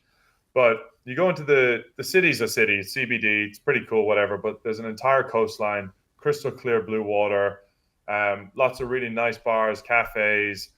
They don't really party too much. I really found that a bit of a struggle. It was kind of like 12 o'clock, everything shuts down, lights on, like go home, see you later kind of thing. So that was a bit weird. But if you drive south from Perth in 3 hours, you're in Margaret River, which is one of the most beautiful places I've been. And that's wine country. So that's like Sonoma Valley of California. Plays part to that. And you've got beautiful vineyards doing amazing food and drinks.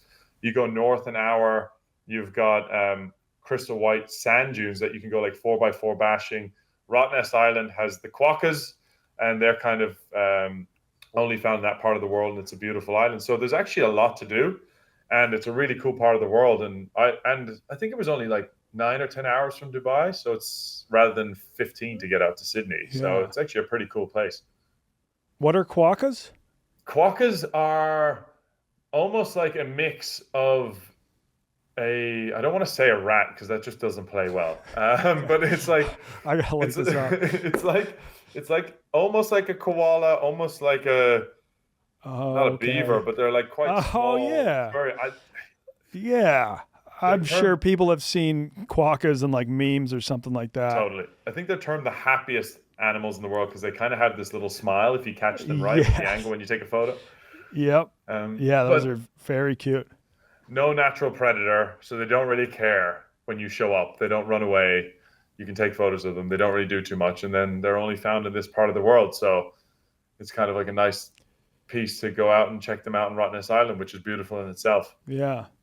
Do you think like it seems like they don't party in Perth just because if if they allowed too much partying, the Australians would take it too far.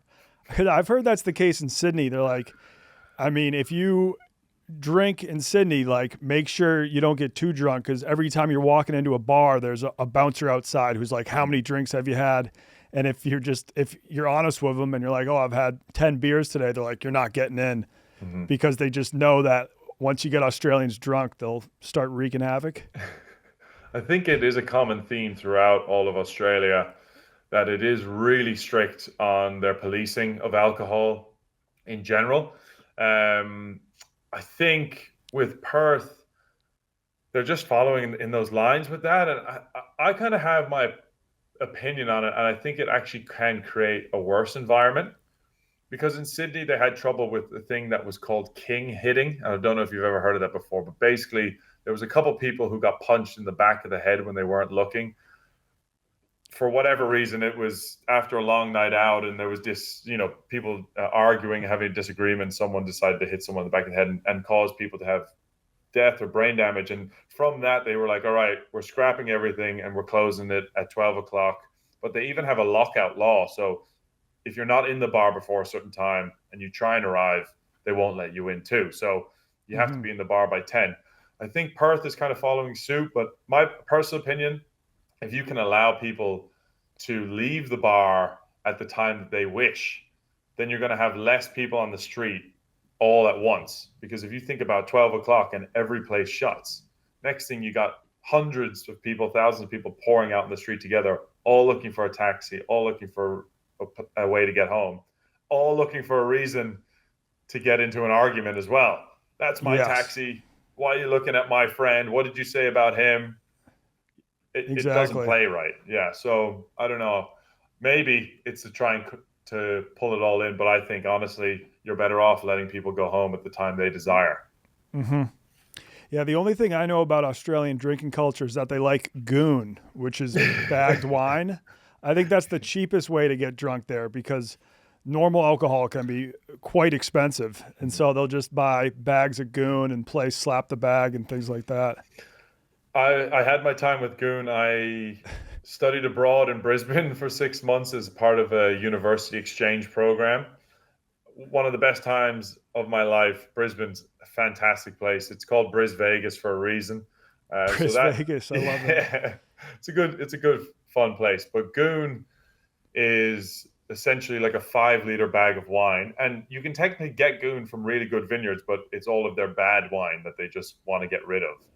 And slap the goon is basically, you just take this, it comes out of a box, and it's all kind of a big shape, and you just give it a good slap, give it a good slurp, and just see how you get on. But I remember I was on rugby tour with Kings Sevens, and we went down to Byron Bay, and we made jungle juice. So it's a full bag of goon plus fruit and some 7-Up and Sprite and all different types of mixes. I woke up on a hammock, didn't make it out, don't remember half of the night, and I was covered in ants the next morning and was bitten alive. So that's the thing you got to watch out for in Australia, because like even the ants probably pack a punch down there.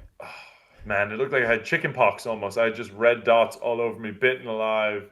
Don't remember anybody leaving the house, and just woke up on this hammock. But yeah, that was all because of goon. But fun time. Yeah.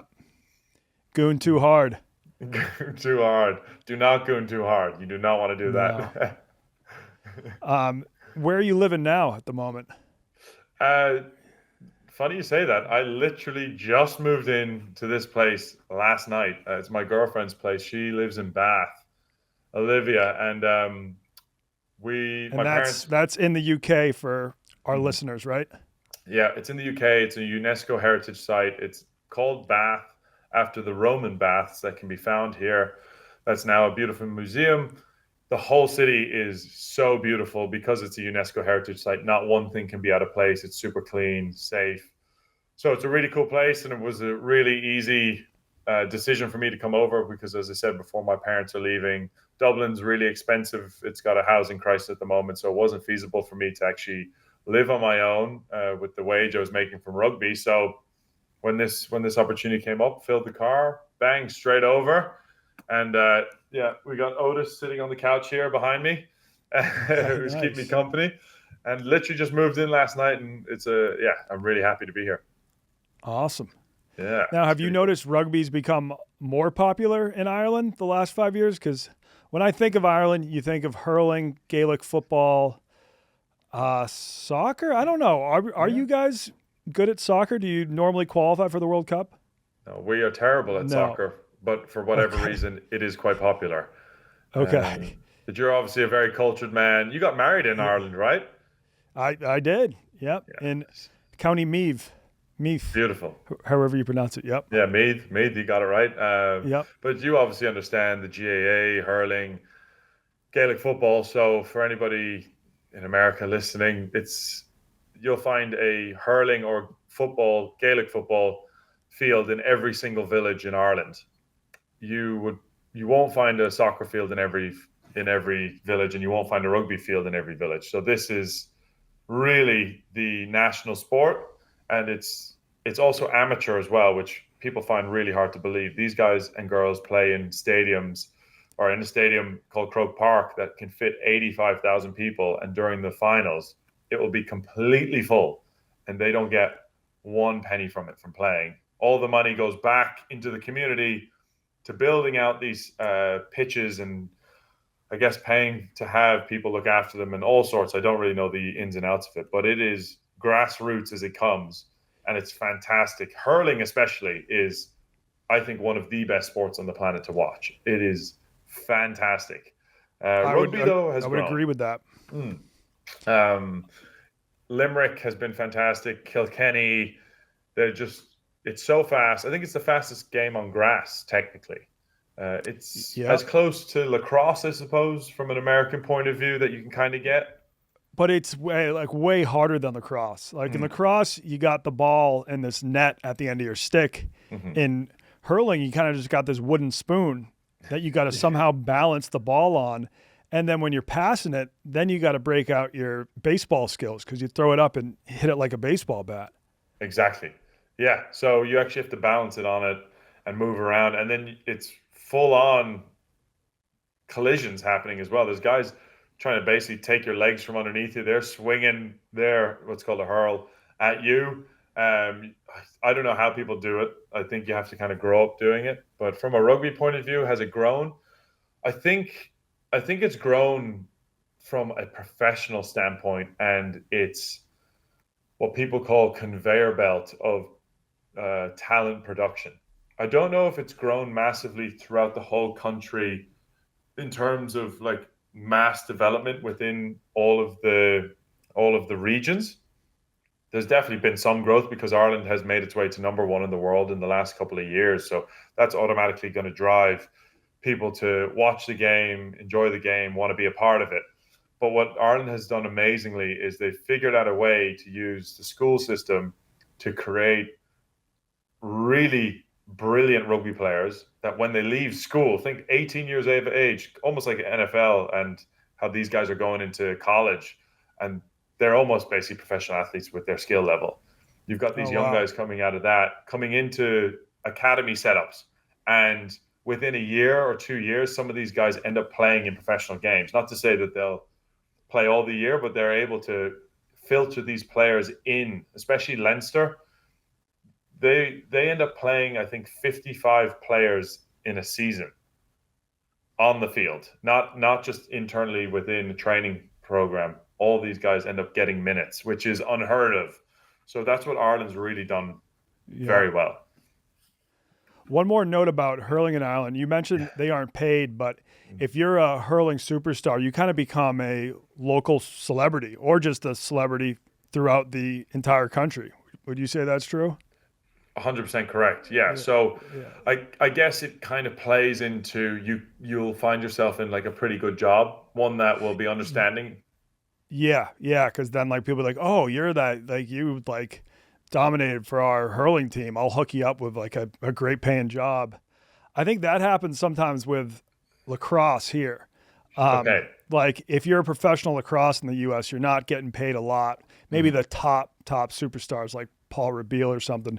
Yeah. But I remember a few of them just through their lacrosse network were getting hooked up with these great finance jobs. So they would be like working Wall Street during the week. Then on the weekends would just like fly somewhere, play a professional lacrosse game, and then back to their finance job. No, there's nothing wrong with that either, because people get so caught up in the whole aspect of professionalism in sport. But realistically, how many sports in the world actually pay you enough that you don't have to work afterwards? Like the NFL, all the American sports, if you can make it into it. And then even rugby players, 99.9% will never make enough money that they don't have to work again. I probably even 100%, really. So having that access, like those lacrosse players or like the GAA guys, I know they're not getting paid, but having that access to work, to a real paying job, when it's all said and done professionally from a sport point of view, you're in a really good job that you like, and you're already up the corporate ladder, if you want to put it that way, and you're not starting from the bottom. And that's almost an issue in the rugby game, where you've got so many guys who are such fantastic rugby players. They put everything on the line to play the sport, to be the absolute best they can be.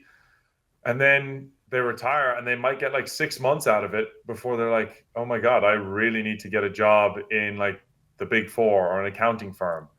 And when they go in there, okay, they might be up a couple rings than like a graduate, but you're not that much further up the line. And you can't be a hindrance either when you're coming into these places. They want you working like as if you've been there for a few years, and now obviously you've got different skill sets, but it's a really difficult transition for a lot of guys. And I'm a freelance media guy, so I'm having that transition, but I've been lucky that I've been doing that with my rugby over the years, and I'm getting opportunities. And the job that I got with World Rugby, I set that up because of everything I did prior. If I just quit and said, hey, I want to be a media guy with World Rugby, they're just going to be like, sorry, like that's just not how it works around here. So it is quite interesting. That's a good point. Something you brought up to me when I saw you in Paris was you had recently bought a place on the Tanzanian coast. Yeah, the Kenyan coast. The Kenyan coast, all right. Yeah. And you were selling me on it pretty hard. You were like, you can get a lot of property for a low price. It's beautiful. It's safe. Tell us more, because I'm looking to somewhere down the line, the next 5 years, I want to buy a property abroad, which I can use my platform to Airbnb, and then I would use it a month or two out of the year. Well, that's basically what I'm doing right now. Was very fortunate to find a place that was already doing it and kind of bought the business over. So that kind of helped in some regard. But the place that me and Olivia actually went and got it together, it's called Watamu. So it's on the Kenyan coast. It's crystal clear, blue water, Indian Ocean. It's got this really interesting history that there's a small but very strong Italian population that are based out there. And it has something to do with government work to build satellites back in the 60s. Not really sure, but supposedly no satellites were ever built and no Italians ever left. So they came down, loved the place. They're like, right, we're not working and we're not leaving. Yeah, fine. Yeah.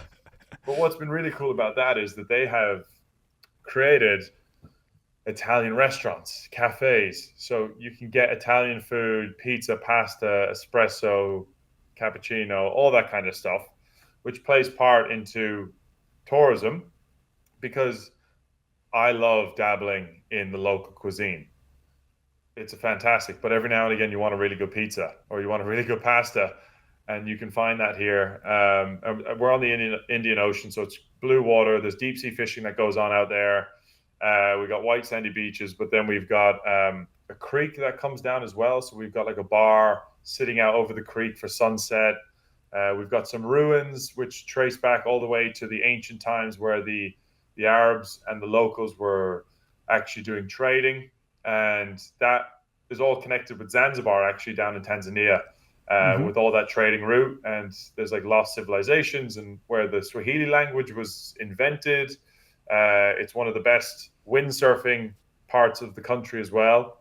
There's loads of stuff going on, but in the last 2 years, I found that the growth in the area of Watamu has just been exponential. There's been so many different bars, cafes, restaurants built. There's been so many properties that have popped up. So it seems to be kind of a hot place at the moment. And we managed to find ourselves a 3-bedroom, all en suite, private pool. We've got a cottage in the back. And today we've had our first ever booking, and they've arrived today. So I'm stoked as well. Let's Amazing. go. Let's go. Yeah, so cool. I've been pumped all day. Now, when you arrive in Kenya, do you have to take malaria medication in that part of the country? It is recommended, that part of the world. I do take it personally.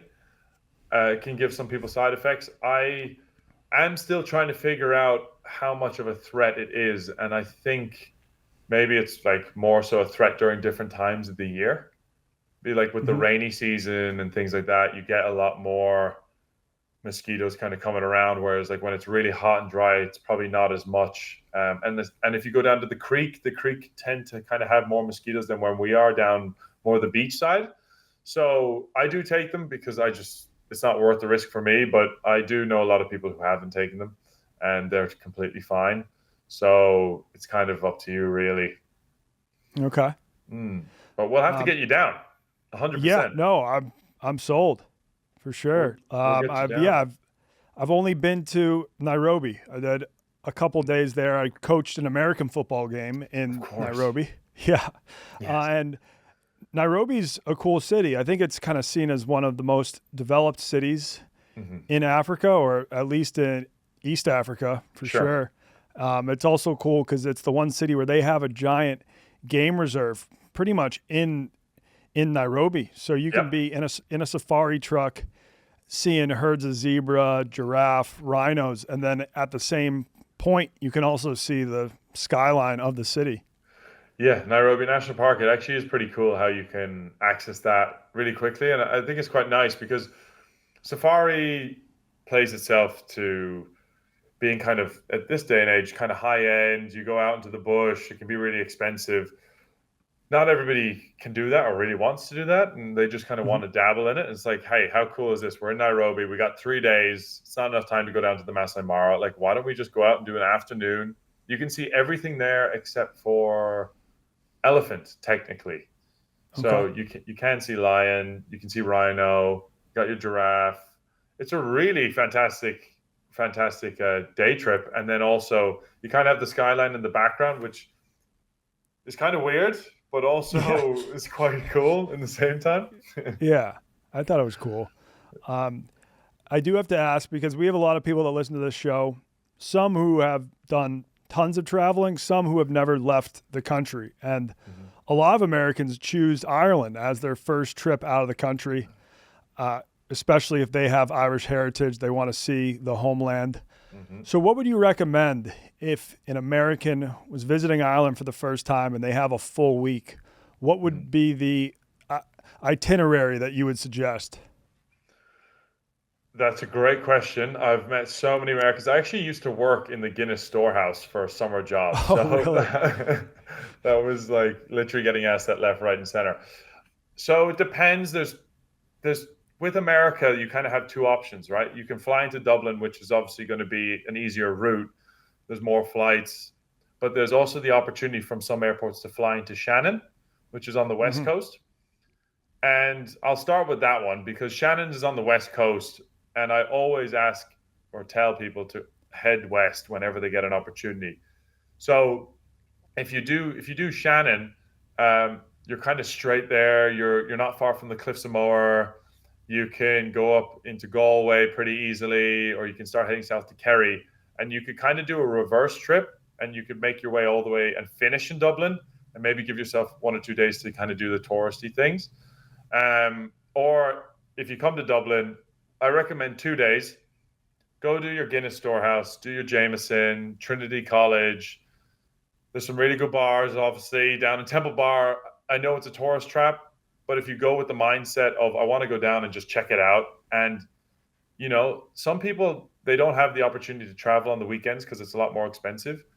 And the weekday is going to be cheaper, right? So I've had friends visit me on on a Tuesday, and they want to go for a beer and they want live music. I know if I go to Temple Bar at 2:00 in the afternoon on Tuesday, I'm going to find a bar with music and I'm going to find people in there. So it kind of plays a role to giving people what they want. And why not take it if it's there? But yeah, go for a beer there. But, find a local, chat to them, and make your way into one of the bars. One of my favorites is called the Stag's Head, and that's not far from Temple Bar. So take the Stag's Head, start from there, and then you'll find someone who will recommend you another bar. After you do your 2 days, I would totally recommend heading west. So there's 2 ways to kind of do it. Head south towards Cork, and Cork is kind of like our next biggest city. Really good people. They're kind of mad. They've got a really cool way about themselves. They absolutely love Cork. They are so passionate about where they're from. But that's the beginning of what's called the Wild Atlantic Way, and in a town called Kinsale. Really beautiful fishing village. And then when you make your way out of Kinsale, you can just kind of follow the coast, follow your nose, follow what's called the Wild Atlantic Way, and make your way to Kerry. I've got family from Kerry. It's my favorite part of the country by a mile. We've got the tallest mountain in Ireland there. So if you get good weather, you're looking to maybe do something adventurous like that, you can. But you can make your way out to Valentia Island is stunning, or Dingle, which is so I've heard famous. great things about Dingle. Oh, Dingle is a must, but even Killarney itself is the big city, and then you go out to Dingle. It's so cool. Dingle has 3 streets and it has 45 pubs. So take your pick, make your way around. Beautiful food, beautiful scenery, great people. And then I would make my way north up to Galway. When you're in Galway, it's a really arty, kind of hippie, town, city. And from Galway there, you would pass the Cliffs of Moher on your way up through County Clare, which is Lahinch, and that's a surf town. Make your way up through Lahinch, through the Burren, and make your way into Galway. And from Galway, you've got probably the end of your trip, I would imagine. You've got the opportunity to basically drive straight back to Dublin on the motorway. So that's really easy. Or if you decide to fly out of Shannon, it's not too far from there too. But Galway is really good fun. Great people again. Really good bars, restaurants, food, and outside of there in Connemara is great. The other option, I know I've got lots of options here, is you head north actually to Belfast, because it's so deeply rooted in history. The Titanic was built in Belfast, and you can get what's called the Black Taxi Tour. So if people don't know about the Northern Irish history, we had the Troubles, we had the 1916 Rising, which obviously went through all of Ireland, but that's what stemmed through from there was basically fighting between Protestant and Catholics, and there was a lot that went on there, but it was all internal Irish stuff, the IRA, all that kind of thing. But these guys that do the Black Taxi Tours lived through that period. They know people, they know families that were affected, their families were probably affected, and they take you through the whole city, showing you all of the really interesting historical points.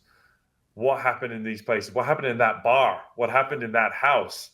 Who lived there? They did these types of things. And it gives you such an amazing sense. And then you can follow the north coast over to Portrush. You've got Bushmills up there, which is another whiskey distillery. You keep going across to Derry. Derry's another historical city. And then you get your way into Donegal.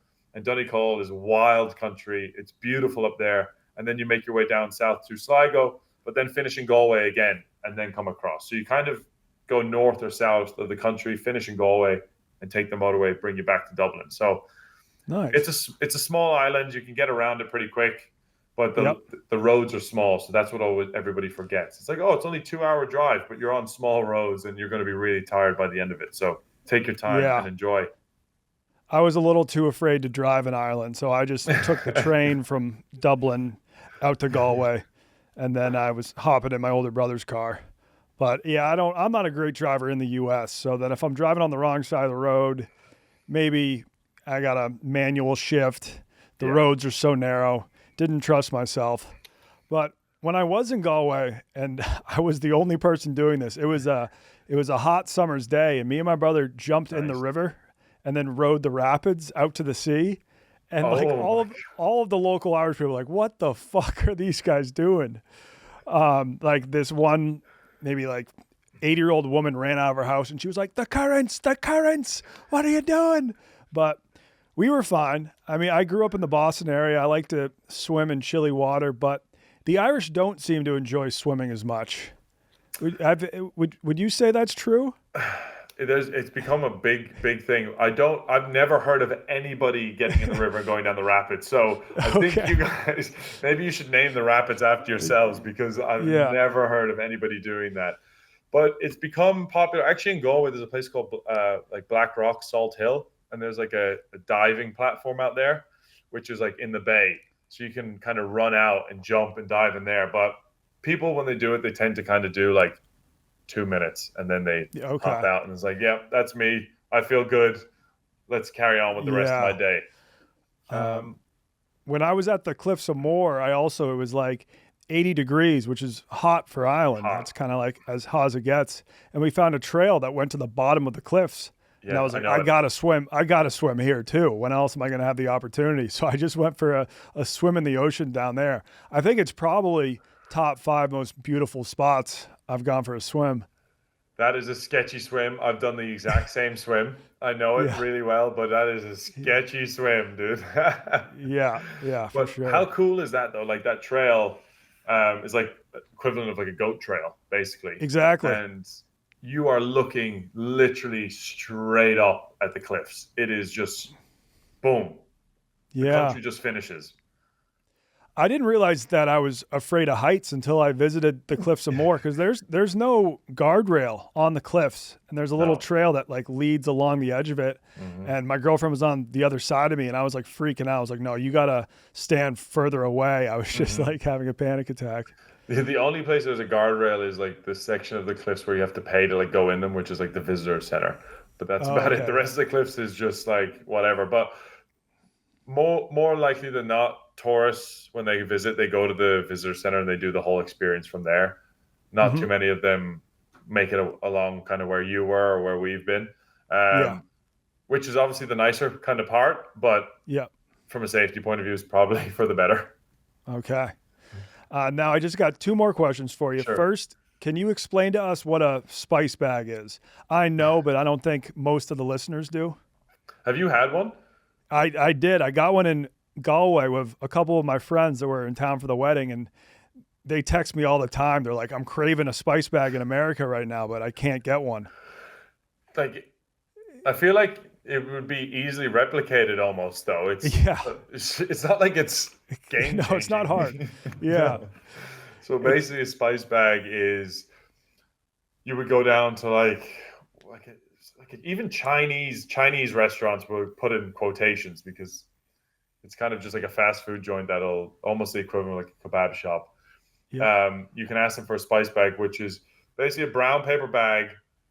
They put in like hand cut French fries, chips, and then they add all of their spices, which will be dry, almost like a dry rub in American barbecue, with chicken, some veg. Like each place kind of has its own like house style as well, and there's all these kind of arguments. This place does a better spice bag than that place, and and then they mix it around in the bag and all the flavors in there, and you just kind of knock it back. So this revelation of a spice bag being like the best thing, and all these craving, it must be just jam packed with MSG. I think that's why people are craving it. It's like probably half MSG, half fries, but I don't know. It just seems to be taking over all of Ireland. People do TikToks rating them, going around like spice bag ratings. I follow that guy. Yeah. Yeah. Nasty 2K or whatever. Yeah, exactly. Yeah. MSG, I guess it's not as bad for you as they say. It's been debunked big time. Okay, it has been? Nice. Yeah. I think it might have had the connection back to China, and was a bit like, this is the bad Chinese ingredient that you should not have in your food, and it makes you addicted, and it makes you eat more than you should. But now that they've done research on it, I think it just lends itself to being like the fifth taste, which is umami on your tongue. And I think it just is kind of like another salt almost in a natural food ingredient. So I think it was debunked in recent years. Okay. And the last question is, you've been all over the world. What's been your favorite place to get on the piss? To party, I guess. I was going to ask you, actually, did you party in Nairobi? Because I think that is my favorite place to party. I did. I went out to a few bars, but I was there solo the one night I was out. Mm-hmm. So, didn't really have that much fun. I think if I was with a group of friends, that might change. I'm going to say Nairobi. Okay.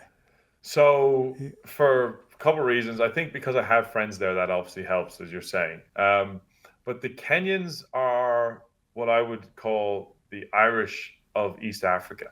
Okay. They love to party. They love their Guinness. Now, it's a different type of Guinness that they get out there, but it's 6.5%. It's super strong. And they do not stop. They do not sleep. It just rolls on. And any excuse to go for a party, they do. I've been to a couple places. The Alchemist is one of my favorite places. It's kind of a good mix of Mzungus is the term for like a white person, but it's not derogatory. So we would know Mzungus pretty well. So it's a good mix of local guys, girls, Mzungus, and everybody here, there, in between. And they do like really good music. And then I went to this place called Mass House, which is almost like a really big, just kind of warehousey style place. And I went with my girlfriend, and it's in the racetrack, the Ngong race course. And we went there, and it was this huge event that was being posted on social media. It was completely free to enter, and it was 6 different DJs for the entire night. And it started at like 8 p.m. and it went all the way to 6 a.m. and it was completely free. And it was one of the best evenings that I've ever had. I think a beer was like $3. There was no pushing. There was no mosh pits. It was just everybody enjoying their time, their space.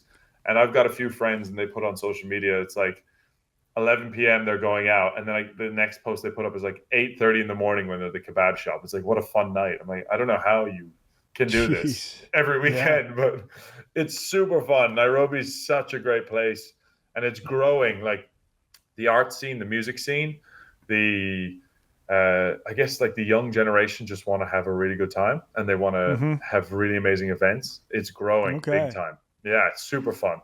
Nice. It's funny, when I was in Uganda, I heard someone call it the Ireland of Africa because they grow a lot of potatoes. It's very green, and they also love to booze there. But that is true. The overall party scene in Nairobi sounds a lot better, though. You were in Kampala? Yes. Yeah, I was there too, and I was blown away when the first menu I opened up said Irish potatoes. And actually, Irish people don't need to pay for a visa to go into Uganda as well. I was completely taken away. I think if I had to take a stab at it, I think it might have to do with the Catholic Church and when it made its way through Africa. I have a feeling that those priests would have brought like schools, some education. They obviously would have brought Christianity, but then they would have brought the Irish potatoes with them. And then it was such fertile land, they started growing them. I was like, actually, these are pretty tasty. The Irish aren't too bad. Kampala was also, I think, the worst traffic I've ever encountered. It's crazy. Rough. Yeah. Crazy. Did you ever try any of that banana like moonshine, for lack of a better term, when you were in Uganda? No. I don't think I did. No, we were just drinking club beers, which still to this day I think is one of my favorite beers. I don't know if it was just the African sun, but like a cold club after like a day outside just really hits the spot. Totally. I love a good cold club. But yeah, there's a Vice documentary that like was about banana. It's called waraji, and it's like made in the hills, and it's like illegal. It's moonshine. And it can make you go blind and all this kind of stuff. And as soon as I got to Uganda, I was like, I need to find some. This sounds amazing. Yep. And I managed to find a guy who found me some. Yeah, it smelt really strong of banana, but it tasted very similar to tequila. Ooh. So I'm sold. Yeah, it was really good. I got like a little vial of it, probably that big, like 200 mils maybe, and I went on safari with my friend, and every time we had like a good sighting or we had like a really good afternoon, we just had like a little swig just to make sure we wouldn't go blind, but it was really tasty. That's fair. Well, Harry, thanks so much for coming on. Really appreciate it. Thank you so much for having me on. An absolute honor. It was a privilege to be able to meet you in Hong Kong, although it was very quick and there was a lot of alcohol on one side of the meeting. got to pick it up back in Paris. It was so cool, and you never know, Yeah. we might be able to meet up and have a Guinness somewhere else, somewhere along the line. And if anybody Maybe needs on the any Kenyan info, coast. why not? I'm ready Why whenever not? you are. Just let me know. Okay. And yeah, speaking of Hong Kong, I think that's my favorite place to party at the moment. You know what? Second, I'd easily have that on my list. Easy. It's so fun. Yeah. So All right. fun. Cool, Harry. Let's stay in touch. Thank you so much. Let's stay in touch. And- All the best. Welcome back to Gettin Cultured. Today's episode is brought to you by our good friends at Hey Dude. They're so comfortable. They're the best. Paige is wearing them. I'm wearing them. Donnie's wearing them. Donnie wears them all the time. Yeah. You wear those all the time? I don't think, As you can tell. actually, since we got those at the office, I don't think I've seen you wear a different shoe. I agree. It's true, man. It's like your Testament to how shoe good they are. game. And Time is money. so if you want some, just slip them on like that. You're ready to go when you're at the airport. Easiest TSA shoe Ever. It's like they were made by the Patriot Act. They're ready for you to go through TSA. These are good summer shoe, too. Yeah. Yeah. No, I mean, Huge summer you've got shoe. the winter shoe in my boot, and then Yeah. you've got the summer shoe right there that you're wearing. Yep. Very Golf. nice. You can do whatever. Just go to heydude.com, get you a pair. They have a pair for everybody, including you, you beautiful thing. Paige, thanks so much for coming and getting Yes, cultured. of course. I'm excited about this. I actually was telling a couple people in the kitchen earlier, one of my favorite books that have kind of changed my perspective on traveling was Green Lights by Matthew McConaughey. Have you guys read that? I have not. I've heard it's great. It's great. He kind of Wait, he's the author of that? He's the author of it. He had a journal. I believe he was 12 years old when he started really journaling a lot about his life. Came from a pretty chaotic life and went on basically, I think he got like an old trailer and he was parking up in trailer parks and kind of trying to get more of a grasp on his mental and perspective and learning other cultures and stuff. And it's really cool to see what he got out of that and like the success that he has. And I think he's a really well-spoken person. So to see what travel had to play in that is really cool. And it's one of the reasons I actually went to Cortez, Colorado and started a journal a couple years ago based off of that book. And it was what got me into wanting to travel, especially within the United States. So What's the vibe of Cortez? I've never really heard of it. Cortez is really cool. I think the coolest part about that trip was it's like filled with Navajo Nation, like old ruins. I stayed in an Airbnb and it was in the Red Rocks and it was like super secluded, private property. We were able to hike that whole section and you found like old ancient ruins within that.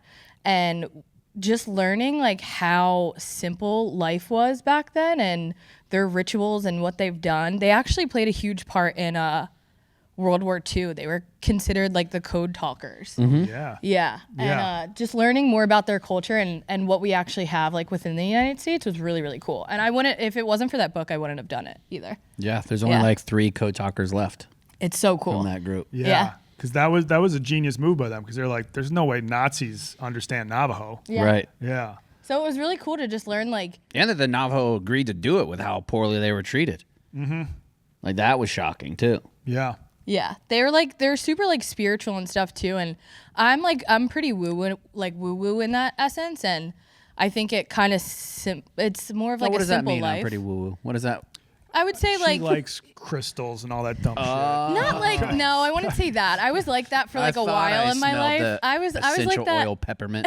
No, I was like that for a while, and it kind of like if you get too into it, I think it's like a little too chaotic and crazy. But just seeing like their rituals that they used to do and stuff, like I just think it's really cool to see how we've evolved as humans and what you can take from that. And I think spirituality and stuff, it's more of like a mental thing, like whatever gives you peace kind of thing. And that's kind of the way I look at it. But yeah, that was a huge trip that kind of kicked off me wanting to travel more in the United States. But I have a question for you guys. So based off of that book and what that trip did for my mental and my perspective on life in general, I wanted to ask you guys if you guys have had a specific trip or experience where you've seen a major shift in your perspective and how you approach life. Sure. I may have shared this on the pod at some point. I don't know. I'll share it again. In college, I went abroad to Botswana, and I had some regrets at first because my friends were going cool places like Barcelona and Australia. But I wanted to go someplace that I probably would never go back to in my life. And on part of the semester abroad, we did homestays, and we had a homestay in this like rural African village where you're actually living in huts. And my friend's homestay family was just like a 22-year-old pothead. So like whenever I had like time off from class, I would just like walk over to his hut and we would smoke weed, drink beers, and play cards.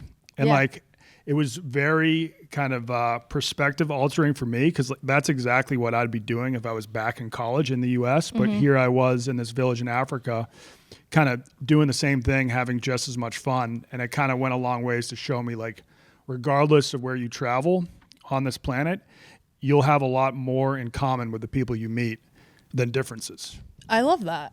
And so that made me less like scared to just travel to these like exotic spots because I was like, I'll find some way to connect with these people. Even if we don't speak the same language, there'll be something that we both enjoy. I also think that's huge because I think a lot of the times with travel, it's more nerve-wracking if you want to go out on a whim and do something yourself. So like other people hearing that and being able to be like, oh, maybe that's the push I need to go experience something. But yeah, that's a huge human approach. I like that. Yeah.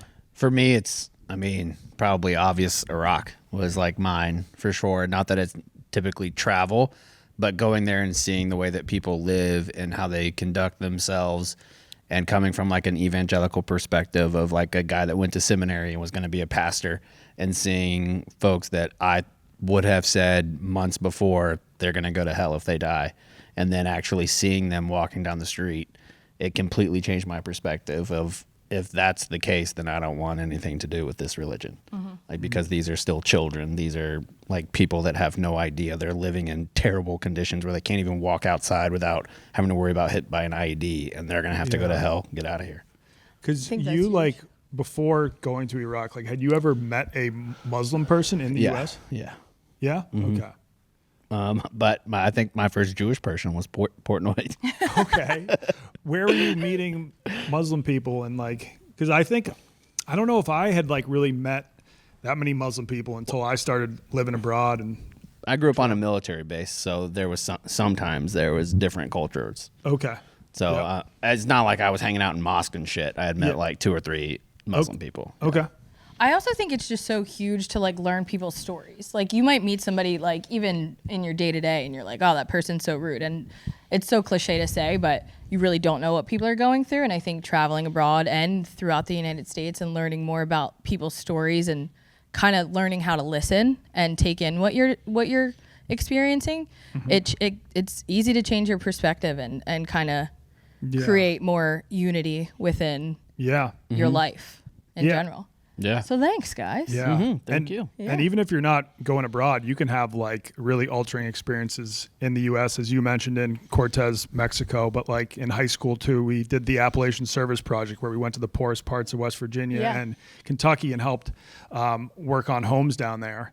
And that was just mind blowing to me because you grow up thinking like, oh, to like, you got to sign up for Habitat for Humanity if you want to be like helping someone living in third world conditions, but it's like we have people living like that in our own country. Yeah, that's actually one thing I did in Philadelphia before coming here was I would go to Kensington in Philadelphia every Thursday and we would give back to the homeless, but we did 7 days of helping and giving back, and we would get somebody off the street and we basically would get their hair done, change their clothes, get a good meal, and we would help actually rebuild. Probably shouldn't do this, but like their tent space and just seeing and getting to know those people and even giving them a new tent was just the world to them. And I think if you show a little bit of kindness to those people, you have no idea what that could shift in them. And I've had great success stories come out like from that. So it could be down the street, let alone across the country. That's huge. Because I assume most people that drive through that area of Philly are just like, you're scared. You want to get out. Locking their doors, being like, I'm just going to stare straight ahead. Don't make eye contact. Yeah, we actually had I had a huge success story prior to coming here. And I got a DM on Instagram one of the girls who I sat with for 6 hours outside of, they call it Needle Park, we talked about life, and she thought like there's no more hope for me, and she actually just graduated nursing school and got both of her kids back. That's awesome. Yep. That's so great. So little things go a long way. But just going off that point too, Donnie, I know you've had some crazy experiences. Have you ever had like a psychedelic trip in another country that kind of like threw you for a loop perspective wise? What a shift in convo. I know. What a shift. I mean, that might be a curious. question for another Gettin Cultured. No, I love it. I have had psychedelic experiences in other countries. Those are cool. Trying to think about one that like changed my perspective on things, or where I had When the you most. accidentally did meth, or no? That was not a psychedelic Okay. experience though. But yeah, that definitely changed my perspective. That kind of like now I can identify with those people on Kensington Street. Yeah. Exactly. Yeah, when did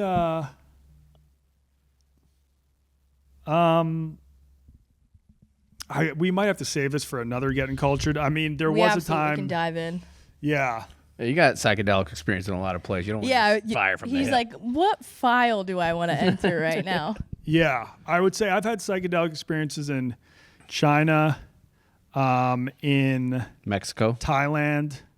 I mean, Thailand was probably some of my most fun psychedelic experiences, which I mentioned in our Thai episode. I was at the full moon party, drank 2 shroom shakes, and then swam like 100 yards off the beach in like the middle of the night, and just That's kind of like crazy. laid on my back and like was at peace with the world. But then I was like, oh my God, my friends think I'm dead. I should This get is back to the probably shore. dangerous. Yeah, so that was almost too transcendental. Sometimes you got to come back to earth. Yeah. But Don't go too far. yeah, if you come back on in the future, I'll share some more. All right. Perfect. There you go. Go buy Thanks, some Hey guys. Dudes. Thanks, Paige. Of course. Bing bong.